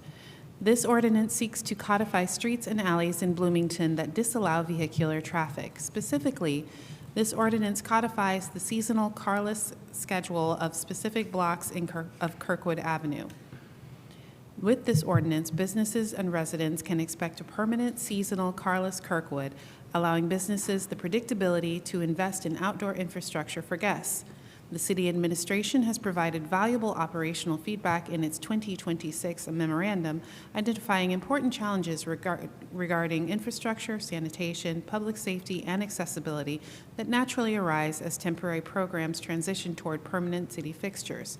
With that, this ordinance aims to provide the necessary legal and budgetary certainty for the city to move beyond incomplete solutions and invest in more permanent infrastructure such as more ADA-compliant features and high-quality seating recommended by staff. Thank you very much. Any motions? I move that ordinance 2026-12 be adopted. Second. There's a motion and a second. Oh, we don't, this is, yeah, there you go. All right. Who would like to talk about this? Councilmember Rosenbarger? Do we have Point of order. With vote for this? Sorry. No, President Asari, at the start of this meeting today, you said that we're not allowed to vote on this, to adopt this tonight because That's of my some understanding. statutory. That is my understanding. Okay, And so we could have a motion, Attorney- but I guess we can postpone. Correct. Okay. Correct. All right. Yeah. So, and I'll just clarify in case you weren't here at the beginning of the meeting, and Attorney Allen, please correct me if I'm wrong, but because this is a change to Title 15, we're statutorily required to have a statement from the Transportation Commission. And so we do not have that yet. They're meeting, I think, next week. And so we cannot vote on this until we have that. Or this week, I don't know when they're meeting. Next Monday. Next Monday, so they'll meet before our next meeting. All right. So with that, Councilmember Daley? All right, I'll kick it off. Thank you. So yeah, we talked about this last week, the idea of making it a fixture where everybody can expect and understand that it's just going to happen every summer, that Kirkwood will be pedestrian only, right? We're not closing Kirkwood, we're just closing it to cars for a few months to make it very pedestrian friendly. One thing that we didn't talk about last time that I think, is worth bringing into the conversation is that, we're looking at economics of this as well. We have a $71 million convention center expansion that will be finishing early in 2027. It's projected to bring in up to $18 million annually, as well as 50,000 annual hotel room nights right in our city core. So that is a huge advantage that, could really draw more people downtown to hang out in a nice pedestrian walkway area in those warmer months. On top of that, a single IU athletics sellout home game can pump $7 million into our local economy. and it can push downtown hotel occupancy to 95%. So Kirkwood is the literal front porch to all of this. So I think this is just a wonderful opportunity to help centralize a destination area for Bloomingtonians and visitors to our beautiful town. Thank you so much. Councilmember Rosenberger, would you like to add? I just wanted to say, to sort of also kick it off, that we do have to also hear this at the next meeting. So for me, I was thinking here to answer questions and do some discussion, and then potentially like the meat and potatoes can also be on our June 10th meeting potentially, because like that is when we do have the opportunity to vote on it. Just so, and this kind of feels to me like an opportunity to discuss whatever, and like any questions that we might need to get answered prior to June 10th. Thank you so much. Council members, any comments or questions? Please, Councilmember Strasburg. Thank you. I noticed in the ordinance that is in the packet this week that there are 3 blocks listed as being closed, but in the ordinance from 2 weeks ago, there were 5. So we already read it into the record last week, so I don't know why we can change that without having an official amendment on it, but I just wanted to bring that to somebody's attention, the sponsors perhaps, or the attorney, just to, I guess as sponsors, if you've decided to potentially alter the blocks that you're interested in having read in, then it needs to have an amendment, I think, as opposed to just changing it. But I was a little bit confused by that. Councilmember Strasburg, I don't think that was an intentional amendment. I believe there were 2 different versions of the previous one. It was updated to include all 5 blocks. This was unfortunately a previous version that was included in this packet, so it was a mistake. It should have, the Schedule X should have all 5 blocks listed as it was last week, as that was the amended version. But of course, the sponsors can correct me if I'm mistaken on that. Okay, is that correct, Councilmembers Rosenberger, Daley? Yep. Okay, thank you. So I hope the public hears that, because I did hear from somebody earlier this week who thought that it was only then 3 blocks because they were reading this ordinance, and I was like, wait, I'm confused now. So, yeah, I don't know if we need to make sure to issue some kind of a public statement or if this is enough, but that definitely made things a little confusing. Councilmember Zulik. Yes, thank you. Well, I am blessed to serve on the Downtown Bloomington Incorporated Board, and our president is in the audience tonight. I know he plans to speak. But just to give you the feedback from the downtown businesses, they're pretty overwhelmingly against this. And so I just want to raise that. A lot of the, at least for the businesses that are a part of downtown Bloomington, the majority of the feedback that I hear is that they are not in favor of this. There are a couple just, I guess, details that I'd like to see hammered out if this is the route that people want to go down, one of which is the library block, which is not very easily activatable because there's no shade during the summertime, but also feedback that I've gotten from organizations like Stone Belt, who transfer a lot of people at the same time with maybe different disabilities or different needs.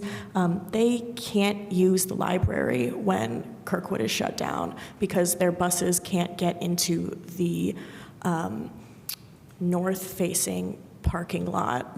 And when the street is shut down, there is no way for them to take advantage of the library services. And so that's just one of the things that I would like, I guess, in the record when we're making this decision.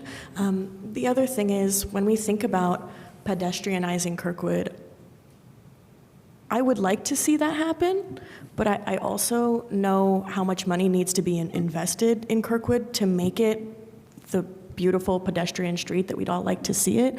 And I'm not sure that right now in a time that we're not exactly like overflowing with money, that this is the right moment to make that investment. And those are my comments. Thank you. Thank you. Other comments or questions?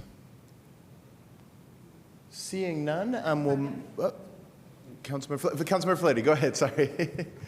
Thank you. I had a comment. I thought, so by way of additional input from businesses, Councilmember Rosenberger circulated the memo we'd gotten earlier this year from the Kirkwood Business Association, which is in support of this permanent conversion to pedestrian and all other users except cars use. And I think it had some good things to say, including that there's a lot of valid questions and concerns, which Councilmember Zulik just raised a couple, and we hear them from constituents as well. And I think they're all really good questions, and they can all be figured out. That to me is an important piece of this. And I guess in looking to what's possible, we should look to what's already been done, specifically in lots of other, liberal, wonderful communities like ours that have had this vision from 50 years ago to more recently, solving all the challenges that we're raising. And so I think it's just really important for us all to look to those communities that are doing this successfully, and they're throughout the country, because it's like the vision piece that we need. And I guess just one more element of that, which is this kind of cart horse question. I believe Mr. MG raised it when we spoke about this a few weeks ago. And I kind of said something similar then, which is that theoretically, yes, getting, lining up the budget first, all these other things would be nice, but that kind of requires a level of leadership from the executive that we just aren't seeing or won't see. If the mayor wanted to do this, she would have done it already. And so the question is whether or not the council, wants to use its legislative authority and budget authority to direct a visionary and transformative change to our downtown. And we certainly have the power to do so. Again, taking all the questions and concerns very seriously. It's not to suggest they aren't meaningful, they don't need to be figured out, they do. But really, it's up to us to do that. And again, it's not like we're trying something that's never been done. We're trying something that's been done very, very well in lots of places where, honestly, the pedestrian malls they have, again, I named a number of places last week, Ithaca, Charlottesville, Boulder, et cetera, really make the town. I think we have that kind of opportunity here, so I'm excited for that. And it's a comment, not a question. Thank you. Thank you so much. Which I think was invited. Yes. Councilmember Piedmont-Smith. Yes, so in principle, I'm in favor of Carlos Kirkwood. I think that we could, it's already a great space, but it could certainly be improved if there's a lot of investment of events and infrastructure, to provide shade and to provide places to sit where you don't have to buy something at the restaurant, but you can sit. And I buskers and people selling flowers out of baskets, and I have these great visions. And I think we do need to take a step in that direction. Probably this body would need to push it to push it up on the agenda of the mayor's budget and use of staff time. However, I think that the way it's written now, it seems to implement these closures immediately, and I don't think that is feasible. I don't think it's feasible to do this before 2027. The city has already invested money to activate some blocks of Kirkwood they've already scheduled events. They had a consultant in as to how to, do these things. There are plans, the restaurants that wanted to already have their parklets operating. I just think it's not feasible to start, to implement this before next year. Also, yeah, it is a cart before the horse. I'm not sure. It's a tricky situation because what do you do first? Say, we shall do this, and then hope that the mayor's budget proposal has the funds needed to pay for the activation and the public infrastructure next year? Or do we wait and see when we will have money? Remember, we have SCA 1 to deal with.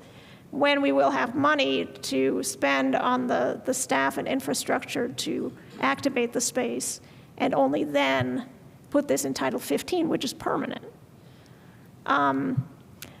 So I definitely would not support this being activated right away or being in effect right away, and I'm a little bit hesitant to vote for this without any kind of funding commitment to go with it as well. So that's where I am. Thank you. Councilmember Morello? Well, I had similar question about the effective date. I think we discussed that a little bit last time. The memo from Deputy Mayor Knapp had that as a concern or a request that the effective date be 2027. I wondered how the sponsors felt about that.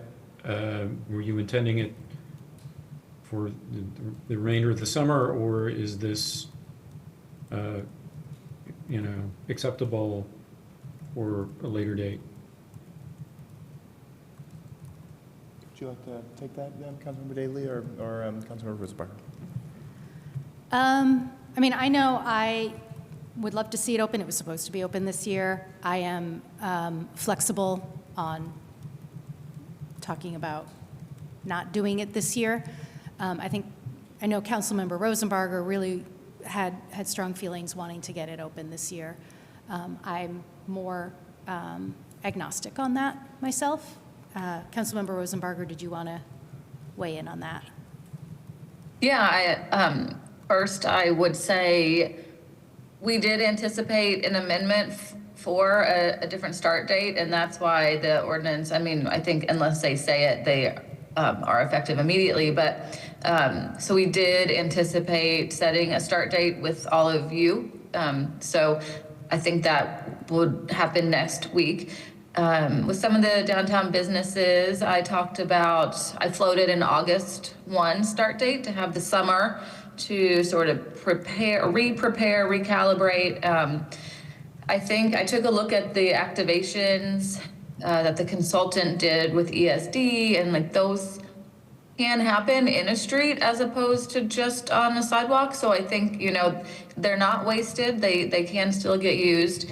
When I met with some of the business owners too, they talked about a hybrid option that was closing for major Bloomington dates, like every home football game, all the festivals, of course, that happen. And at that time, this was a lot earlier, so we were talking about graduation and Little Five. So a lot of closures, and there's so many home football games this upcoming year. I think we have an extra, obviously, national champion. So I think it's sold out every game already. If we were to do that, that would look like, I think, 12 weekends that it would be closed. So it's probably easier to look at the full closure. I know no one was asking this exact question, but just talking about other options that we have discussed with some people. So I like the idea of trying to get it done for this fall, or late summer and fall. And it's just, debatable. Thank you so much. Councilmember Zulik. Yes, thank you. Well, this is primarily executed by the Department of Public Works, and so I'm just going to say this in the meeting, that I will be following up with them to find out what projects would need to be deprioritized if we did go through with this, because obviously we have limited staff and limited time, and if we're doing this, something is going to be sacrificed, and so I'm curious what that might be. Thank you. Any other comments or questions? Okay, in which case I'll add. Oh, go ahead, Councilmember Piedmont-Smith. I need to find it, I'm sorry. Okay, well, in which case I'll say what I'll say, and then I'll pass to you. I think very similarly to Councilmember Piedmont Smith. First, let me say this: that if we've really, and maybe I'll be a little provocative, which is I think we spend a lot of time trying to be a city that we're not. And not leaning into the city that we really are. And we are a university town, a really great one. And if you look, I think, to Councilmember Flaherty's point, at awesome university towns that across the country, I mean, they have these type of things that they've invested in, that they've leveraged heavily for their plan all across economic development, for their plan for tourism. And I think that as the sponsors have said very clearly, we're making all of these investments in other spaces around this. And if we do this right, this really could be a thing that we could leverage to continue to make Bloomington everything that it can be. And I share Councilmember Piedmont Smith's view. I've been sending Councilmember Rosenbarger and Daley pictures of fountains that, I would really like to be able to bring my kids downtown, for example. I mean, I don't know. We also, a lot of the times, there's a lot of people who get left out of a lot of our conversations. I'll tell you one group of people that we hardly ever talk about in our city, which is like people with kids.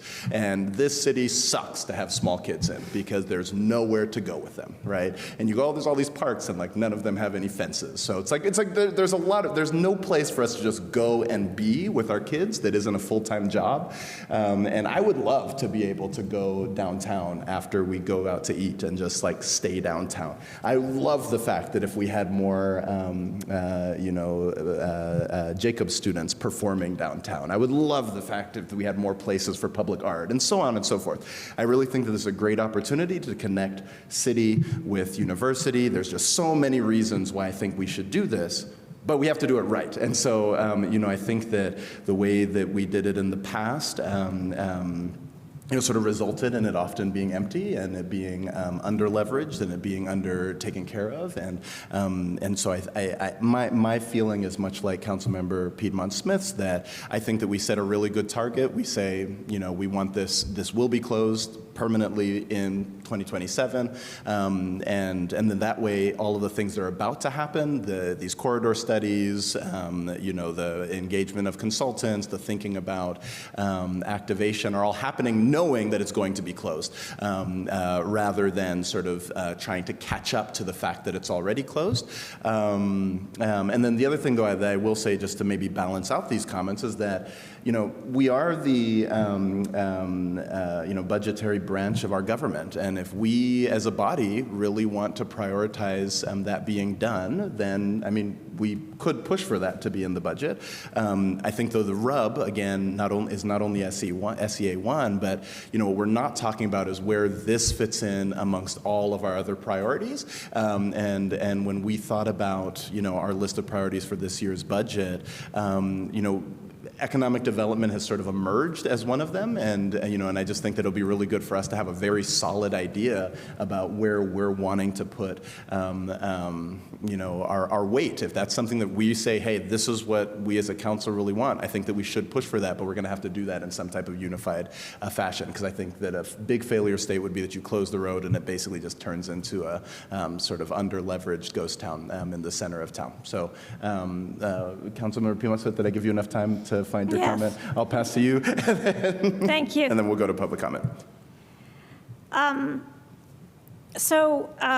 In the whereas clauses for this ordinance, it does talk about the public's desire for a carless Kirkwood. And I think that we should be careful about making statements like that because, has there been a referendum? Has there been a survey?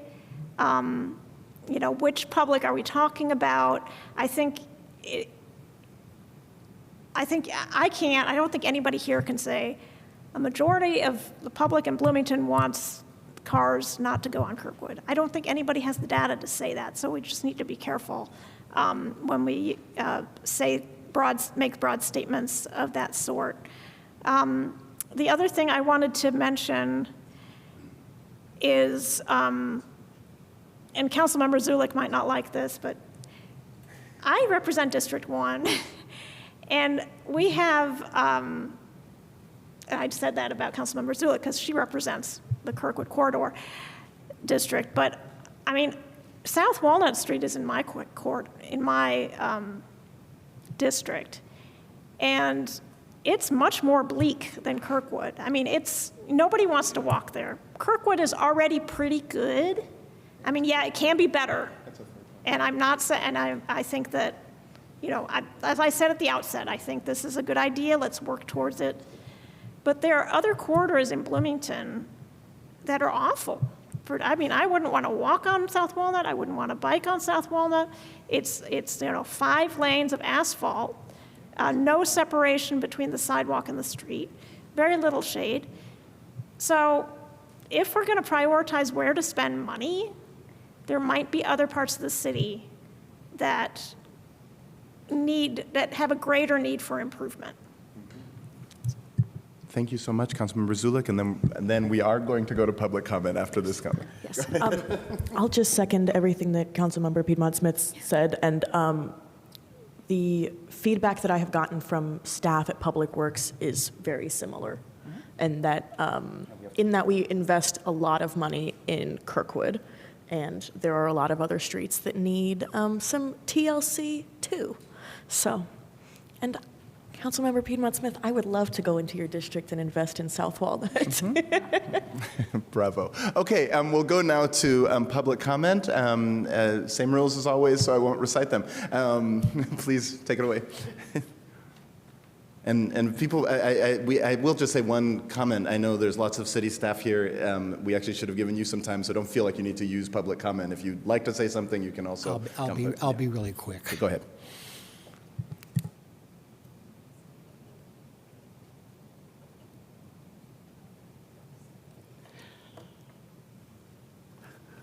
So, my name is Jim Doring. I'm a business owner of downtown Bloomington, and I am the current board president of downtown Bloomington. So, you guys brought up a whole lot of points. We were opposed to this Kirkwood car list. So, yeah, I don't know what else to say because you brought it all to point here. So yeah, there are other things we can be doing. We are working with the city right now with a plan to regenerate, a 4-year plan to get Kirkwood back up and going again. That's what we're working on with them right now as well. So yeah, I'm not wasting your time, but we're not in favor of that. So yeah. That's all I got for you. Thank you so much. Next in chamber, Council Chambers. Oops. Hello again. My name is Zach Ammerman. I'm here as Vice Chair of the Commission on Sustainability and Resilience. We passed a resolution during our last meeting about Kirkwood that I authored as a sponsor, and I just wanted to read the recommendations to you. You should already have a copy of it as well. I have physical copies if you'd like. I can give it to you. But basically, we said our recommendations, there's a whole bunch of whereas clauses before and that go in the background. I don't need to rehash all that, but the recommendations are the meat of it. Number 1, at a minimum, continue the seasonal closure of Kirkwood Avenue. That's the bare minimum. Number 2 is, I think, what we're more passionate about and more excited about. There's the possibility of permanently year-round closure to Kirkwood Avenue, like they have in like the cities that Councilmember Flaherty mentioned, Charlottesville, Virginia, Boulder, Colorado, Burlington, Vermont, that have really successful streets like this that are the center of their civic life, that they spent a lot of time and effort and commitment on, and it takes a vision and commitment to get there. And so we need to make that commitment a vision. So that's number 2. Number 3 is to study those cities, to see what they've done, and quit trying to reinvent the wheel. Just copy and paste. They have already solved a lot of the questions that people are bringing up. Just copy and paste. Quit trying to redo things our own special way. They've already answered the questions. Look at what they've done and just repeat them. Prioritize investment in permanent streetscape improvements, like some of you mentioned. I know that's going to cost money, but I think it's worth it. This is the center of our civic life. It's worth the money.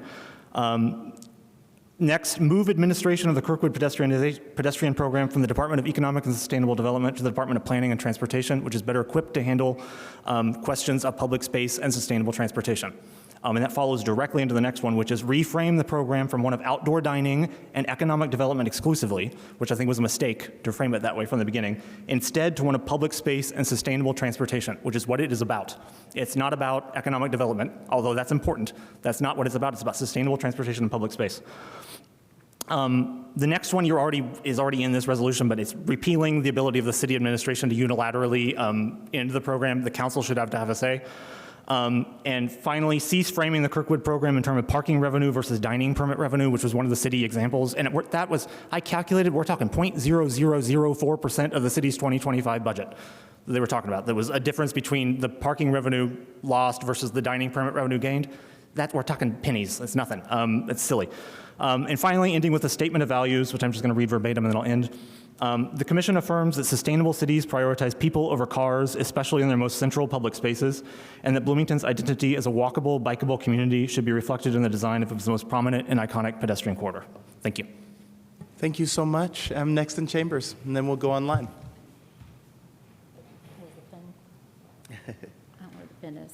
We can get it back to you Okay. later. Don't worry. Yeah. My name's Hillary Martell. My husband and I own Hartzell's Ice Cream that's located at 107 North Dunn. And we are here in opposition of having Kirkwood closed to vehicle traffic. I understand the vision, and I've been to those cities that do have that, but what we saw last year was nothing compared to what those cities have. Putting up ballards and putting picnic tables in Kirkwood and eating up an incredible amount of parking spaces isn't going to create what those cities have that create that success. When students are in session, it's so frustrating, the lack of parking downtown to begin with, between employees of restaurants and business downtown and then IU students that are coming to park to attend class on campus. At 9 a.m., you can go downtown and you can't find a metered parking space and none of the businesses are even open yet. And when you take away all that parking on Kirkwood, your customers, people that are going to breakfast, people that are going to Village Deli, that are going to Soma, they can't even find parking spaces to run in and get, grab and go coffee or meet a friend for breakfast because all that parking is occupied by people that either are attending classes at campus or they're employees that are working in those restaurants. And that is extremely frustrating at all hours of the day when IU is in session. To go to my business in the middle of the day is the biggest nuisance. And to drive around and see no one in Kirkwood sitting, and I think it honestly really only benefits a handful of restaurants the way it operates now. I see the vision and I think that could bring a lot of people downtown, but last summer I saw picnic tables that were unoccupied. I saw teenagers on electric bikes popping wheelies, and I don't know who that benefits. I mean, it's just, as a small business owner, the lack of parking, it's really, really frustrating. And that's my biggest issue with it. I think it has a lot of potential, but the way it's structured now, I mean, you need shade, you need seating. What makes Boulder Boulder is that there are those people selling flowers in the street. There's street performers, there's artists, there's musicians. That's what you have to make this a success. And if you don't have that, it's nothing except taking up parking spaces for people to shop at their local businesses. And I don't understand why, I feel like it's the cart before the horse. If there's not funding in place to do those things, what's the point of closing the street? In summer, it's a struggle downtown. I mean, just driving here, there's no one downtown right now, really. I mean, it's if you have those parking spaces taken, we really depend on people that are coming into Bloomington for campus tours, for orientation, for sports camps. They don't know downtown. There's a bunch of one-way streets. It's confusing as it is. And then you're going to block off the main thoroughway to get from one end of town to the other. They want to be able to find a parking space quickly to get an ice cream or get a coffee or get a sandwich or whatever. And I think that the way it's structured now, it really only benefits a very small handful of people. It has potential, but you have to have that funding. Thank you so much. Yeah. Is there anybody online? All right. So there's two people online. You're next. And then we'll come back to chambers. Chris Sturbaum here. I'd like Go ahead, to we talk can hear about, you. Can you hear me okay? Yes, we can. Okay, Boulder, Colorado, Pearl Street. They just had this very same discussion about extending West Pearl 2 more blocks. The businesses all opposed closing off the next 2 blocks of Pearl Street.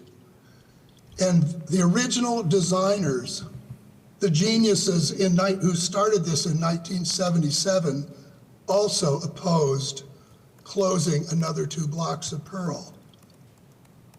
They got lucky. Pearl Street worked. But since 1977, 400 municipalities have done this. There are only a dozen left. Muncie failed twice, closing their downtown. They almost killed it. Evansville failed. These are historic facts. There was a desire when businesses were going to the suburbs to try and make the downtown more active. And they tried all kinds of things, and a handful of them have succeeded. They need a certain level of parking. They need a certain level of density. You know, the idea of the Paris Street, those are 8-story apartments. Nobody drives. They walk down and they go to their coffee. But everyone drives into town. And in the summer, one, we don't have sports with IU, so the people aren't coming then. In the summer, we don't have students, so it's almost a ghost town. And the woman who spoke before described exactly what I see when I go down Saturday with my grandson. Bare tables in the sun. It's not a pleasant sight. So we have this myth that the cool towns are doing it. The truth is this has failed and failed again and failed again. And the people who actually designed West Pearl spoke against closing off more streets because it was harming the businesses who were almost unanimously against this. And I'm afraid you're seeing that here too. They know the value of a parking spot that turns over and turns over and turns over, and new urbanists have actually calculated the value of those parking spots, and it's kind of phenomenal. Without those, the place dies. And people come to town from out of town, and they get here not on bicycles, they get here in cars. They want to come downtown. And it's true, the one-way streets make it even harder to find how do you park close enough to walk onto Kirkwood and enjoy that myth. So it's a pleasant dream, but I'm afraid it's a myth for this community. We don't have the density, and let's do it right. Let's leave it open. Thank you so much. Next person online, and then we'll come to Mr. MG.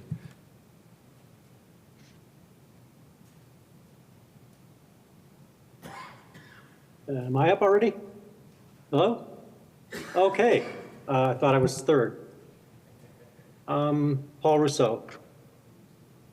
The way I see it is the primary reason to restrict Kirkwood to pedestrians and bicyclists for even part of the summer is momentum. There's currently momentum for seasonal car-free Kirkwood. I don't think the street needs to get back to anything, especially not the 20th century. Kirkwood needs to fully embrace the 21st century of urban design that gets people back on their feet. I don't understand why the ordinance would require any significant funding above what was spent last summer, but I did join the meeting a little bit late. I don't understand why the ordinance would interfere with street events, because it seems to me that maintaining the momentum for a car-free Kirkwood would enable street events. I'm also baffled by all the talk about the importance of parking, especially for students. This is a section of street that is right next to the iconic entrance to campus. There are probably tens of thousands of IU students within a mile of the street, living within a mile of the street. And walking a mile when you're 19 is nothing. And one final comment is that I once worked for an ice cream store several years ago, for several years actually. So I'm very familiar with that product and serving it and how it's used and all the ins and outs. And I saw over and over in my years, people prefer to walk with their ice cream cones, not sit in a car with them. So I'm a little bit baffled by some of the earlier comments. I encourage you to have vision, and I encourage you to keep the momentum, because it's right now going in the right direction. Thank you. Thank you so much. Now, I understand there's one more commenter online. No, that's it. Okay, well, then we'll come back to Council Jess. Good evening, Mr. President. This is Christopher MG representing the Greater Bloomington Chamber of Commerce. On a personal note, I have never worked at an ice cream shop. But the Chamber does support downtown. We've been really active with the planners, the cleanup, and the amazing job they've done with the sidewalks. I mean, it's important for the day-to-day operations for that street to look. It's a vital part of our community, but a seasonal closure that's April 1 to November 15th is not a short pilot nor a special event. It's a 7.5-month operating model, and the change is the burden proof quite a bit. Before the council codifies this permanently, the city should look what the cost-benefit analysis is, how it's funded, evaluated, managed. Street closure is not the same as public space. Kirkwood closing does not automatically create a successful pedestrian district. We've heard this a lot today. A successful public space needs two things: daily management and clear accountability. This means someone has to own the experience, not just put up barricades and make the space work, but make the space work for everyone.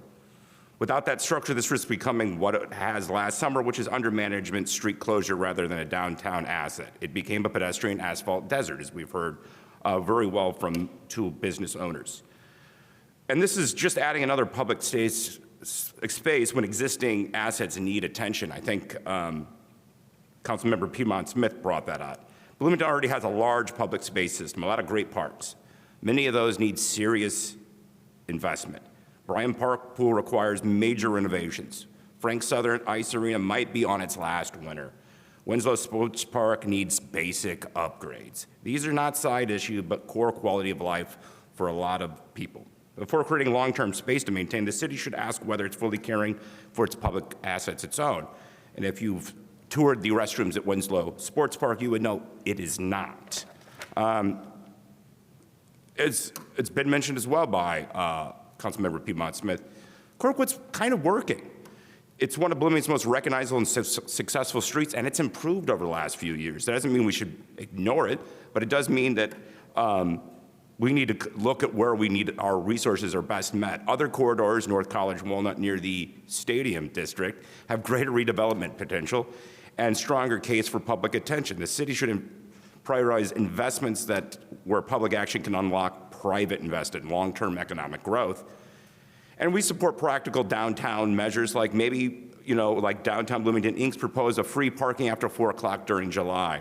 This kind of targeted support is more useful to downtown businesses than codifying a long-term closure before an operating plan is in place.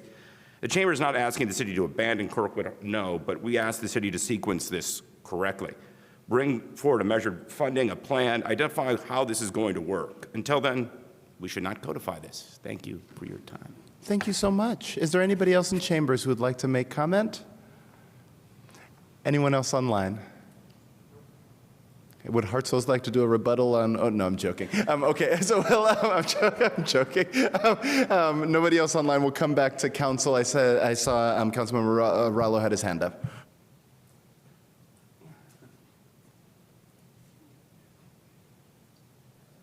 Here's my unmute. Thank you. So I just had a question I should have asked before, President. Sorry, I wanted to circle back on this because you had said that we were not holding a vote on this tonight. I'm not necessarily in favor of holding a vote on this tonight, but I think the reasons that you stated were that it was required to have a deliberation by the Traffic Commission. Is that the case? I think it's not required. I think the Traffic Commission is an advisory body. Sorry, I misspoke. It was the Transportation Commission, but Council Attorney Allen, could you speak to this a little bit? I'm sorry, can you restate the question just for me? I think his question was clarification on why we can't vote on it tonight. I see. Yes, so I was referring to the Transportation Commission in code 2.02.100. Under purpose, it states that the commission shall provide recommendations and guidance to the mayor and common council in the pursuit of developing and implementing citywide policy, et cetera. It's not a requirement.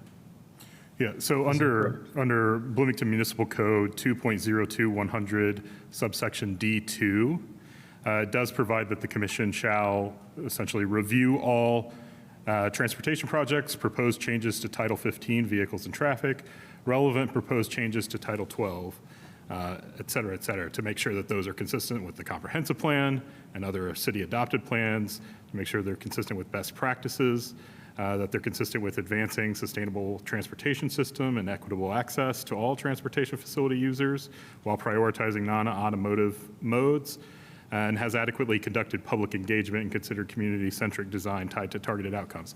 My specific advice here was that originally this was not actually on the agenda, is my understanding, of the Transportation Commission for their previous meeting. It was raised to them through public comment by the council members, the sponsoring council members. However, I did suggest, because you all have passed that portion, subsection D2 of the municipal code, it would be wise to have them formally review it in accordance with how the municipal code is going, since it is a proposed change to Title 15.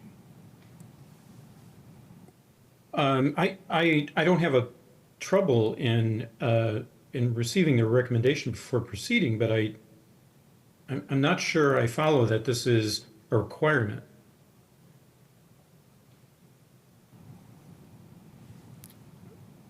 That the council is required to receive a recommendation. Am I wrong? I mean, I guess it depends what you mean by requirement. I think the danger that you run, of course, the council can choose to ignore my advice and go forward as they wish. The danger you run is that that review would essentially be meaningless, right?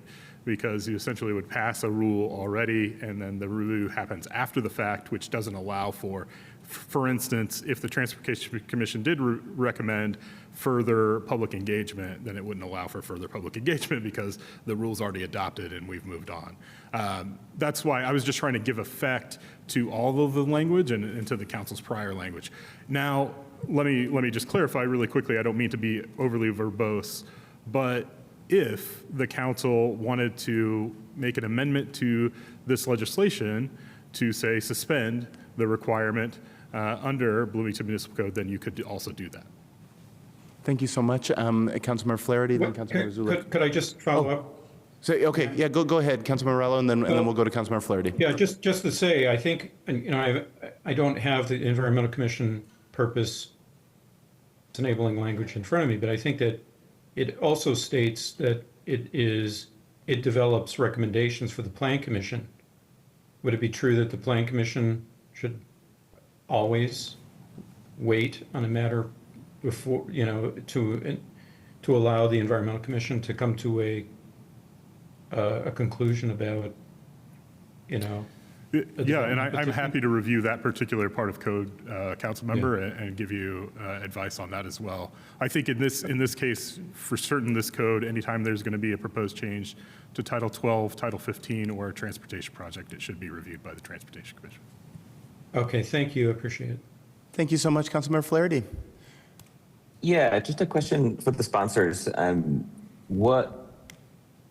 I got fuzzy on the details here. I was on a work trip and had to miss the Transportation Commission meeting. I'm a representative on that commission. I had to miss the meeting where this was brought up, but my recollection is, I guess, did the sponsors request that it be added to the agenda at some point? And could you tell me more about that, please? Yes, so we wanted to get it to Transportation Commission for the previous meeting that was when you were gone, but materials needed to be received 2 weeks before that meeting to be on the agenda. So the chair decided to add it as a discussion item at last month's meeting, and then from there schedule, if need be, a special session to hear it on the agenda and make a recommendation before our last meeting before recess.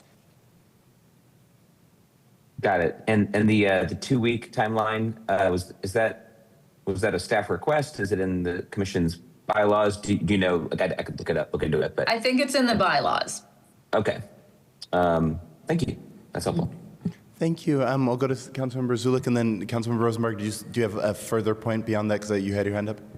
I did just want to clarify what happened at the Transportation Commission, right? And just explain why it wasn't an agenda item last time. Okay, tremendous. Thank you so much. Councilmember Zulik. Well, I just think this part of the conversation is a little bit redundant based on the feedback that we've heard from other council members. I don't think that anyone plans on casting a vote tonight on the way that the current ordinance is written. I'm happy to take feedback from sponsors, but that's what I'm getting. So I do suggest at this time that we figure out what questions need to be answered by June 10th, get our response from the mayor's administration if they would like to give their piece, and move this to next meeting. I think that sounds great. I think Councilmember Ralla was making a point about Plan Commission and not trying to vote on it tonight, but I don't think that's happening. I did want to also just reiterate or clarify that the Transportation Commission, they have created a special session, and that is June 8th at 7 p.m. if anyone would like to come watch and or participate.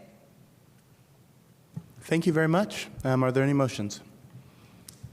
Wait. Did Deputy Mayor Knapp would like to make some comments? So unless there's any opposed, all right. Hi, Deputy Mayor Knapp. First of all, I want to be sure everybody understands that the administration, including the mayor's office, really wants to have a vibrant, exciting Kirkwood. And we are all very much looking forward to the corridor study next year, which I think is going to provide a really exciting, beautiful vision. And I think there are a lot of ways to make Kirkwood be exciting and accessible to everyone, pedestrians, bicyclists, people with limited mobility, people who need to park, that run between the gamut of fully closed to fully open. I think there are a lot of possibilities there, and it will most likely require a significant infrastructure investment to make the street look and feel different in places. I guess one of the things that I wanted to ask this group to think about is there have been a lot of comparisons made to the really beautiful pedestrian malls in some other cities, and often what I hear is, well, that's a college city too, so why can't we be like them? So what I'd ask you to do is when you talk about Boulder, Charlottesville, Burlington, whatever the place is, I'd ask you to Google what is the MSA, what is the average income and house price, and what is the city budget, and how many police officers do they have? Because I can tell you, all of those cities have considerably larger MSAs than ours, 2 times. Charlottesville is a suburb of DC, essentially. It is incredibly wealthy. They have a Whole Foods and a Trader Joe's, and as all of us who've lived here a long time know, Bloomington has never succeeded in attracting those. We have never succeeded in attracting high-end retail, which is what is all along Pearl Street. That's what's along Burlington.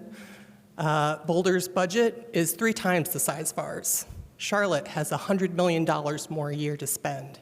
They all have many more officers per capita than Bloomington does. We're authorized for 1.2. I think Boulder is around 2 officers per 1,000 people. Charlottesville, even though it's a smaller city, has the same amount of police officers that we do. Burlington, authorized for the same amount that we have, even though it's half the size. Look at the proportion of, when you look at the population of the city, what proportion is students versus residents? We have a much larger proportion of students. So I'm not saying that these dreams are impossible at all, but I'm saying our situation is not the same, and the vision we need to develop needs to take all of that into account. We can't copy and paste because we are not the same community. What worked there won't work here. And just as a final note, it's important to do it right because historically, 89% of pedestrian malls fail. There's a study on that. You can Google it. It's not a secret. So it can work, but it has to be very carefully done. And we don't have a careful plan, and the corridor study is the right opportunity to create that vision, not legislation right now. Thanks. Thank you so much. Director Seabour. Good evening, Andrew Seabour. Just wanted to share a few things for reference and future consideration of this group and anybody watching. I mostly came to help answer questions, didn't hear any questions. Appreciate some of the questions to clarify what the ordinance is, because as I was writing a report for the Transportation Commission, I thought it only included 2.5 blocks. I verified that it is 5 blocks, so just appreciate that and the lack of clarity on what was intended here. Appreciate the intent of this body to wait for the Transportation Commission to advise and provide their recommendation.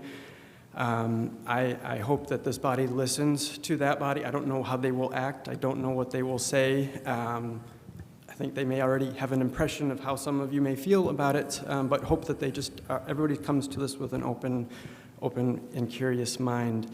As I'm preparing for the Transportation Commission meeting next Monday at 7 p.m., there's a couple framings of the topic I just wanted to share. So there's one question we're all looking at. It's a single ordinance, but there's really 2 questions within it, the way I'm seeing it. The first question is, should Kirkwood be closed for some period of time to motor vehicle traffic? We've got opinions, yes or no. The commission has very strict criteria that they should be evaluating these kinds of things on, and just the reports being drafted. But there are some of those criteria I think are not met, is likely what the staff report will share. We'll see how if the commission agrees or not. But that's one of the fundamental questions. The other fundamental question is, if it is to be closed, is this the right way to do it? Is this the right ordinance? Is it a traffic ordinance, or is it a use of a street that belongs in Title 12, like other uses of street? And I think that would be my suggestion, is if it is to be closed, is this the right ordinance, or is there a more appropriate way to write an ordinance to do that? So those are the main questions in my mind. Looking forward to the Transportation Commission's discussion and hopeful recommendation to help aid in your discussion. So just wanted to share that. Thank you so much. Are there any further comments, motions? Councilmember Ruff. I appreciate hearing from everybody tonight, staff, the members of the public, the council. There's a lot to think about here, but I also share the view that I generally don't like comparisons with other communities for Bloomington in any circumstance. But this one, particularly, as has been pointed out, they're not the same as these other communities in terms of where we are and what we are now. But furthermore, those pedestrian, I went to school in University of Colorado in Boulder. I went to school in Ithaca, New York, which actually, I'll mention to the deputy mayor, is actually a smaller community than Bloomington, and they have a pedestrian mall. But those were created in the mid-'70s. In the mid-1970s, things were very different. Students didn't have cars anywhere near at the rate they do now. It's not even close. In the mid-1970s, when those were created, and I was at school in those places in the 80s, but in the mid-1970s, my family would come downtown to Bloomington, the square in Kirkwood, to basically do all of our shopping. Our hardware stores were down here. The drugs, everything we needed was here. And that was the time when they were establishing these pedestrian closed streets in these other towns. I just don't think we can really compare. We need to listen to, we need to pay attention to what the experience and what the reality is now. We need to listen to our current mix of merchants and businesses downtown for their input. And the other thing I'll say real quick is I'm a little bit concerned about the 10th. We just forwarded the utilities loan issue to the 10th. We're moving this to the 10th. We have the AI resolution that Councilman Morales bring forward on the 10th. It's starting to look like a problematic meeting potentially to me. Anyway, thank you. Thank you so much. Councilmember Zulik. I move that ordinance 2026-12 be postponed to the next regular scheduled council meeting on June 10th. Second. There's a motion and a second. Any discussion? But Councilmember Stossberg. I had a comment before that motion about the general ordinance. I think that one thing that we kind of danced around a little bit tonight but didn't specify was the fiscal impact, and there is a fiscal impact statement attached to this, which basically is there's no fiscal impact. But I think to do it right, there is a fiscal impact, and so I guess I just want that to be thought about a little bit next week and at the Transportation Commission meeting. Thanks. Okay. Councilmember Rosenbacher. Councilmember Rosenbacher. Sorry, yes, sometimes the mic goes away. So this is there are some things I would just kind of like to respond to as a co-sponsor before we postpone it. Is that okay? Parliamentarian, I'm okay with it, but I think there's a motion and we should discuss the motion. Yeah. But are you? So that's my discussion of the motion. Okay. I would like to respond to some things. Go on. Yes, Okay. go on.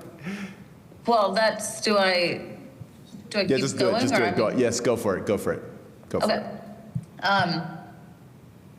So there's an ordinance for the outdoor dining program that is separate than this. So the outdoor dining program can cost money, and doing Kirkwood like a pedestrian mall can also cost money. But this is a Title 15 change that says vehicle travel is not allowed on Kirkwood. So the fiscal impact of that is zero. I mean, it's putting up bollards. So that is what this ordinance would do. I did a quick Google. Ithaca, New York has a smaller MSA. It has a smaller budget. It has a very successful pedestrian mall. So it is doable in communities that have the same metrics as ours. It does happen.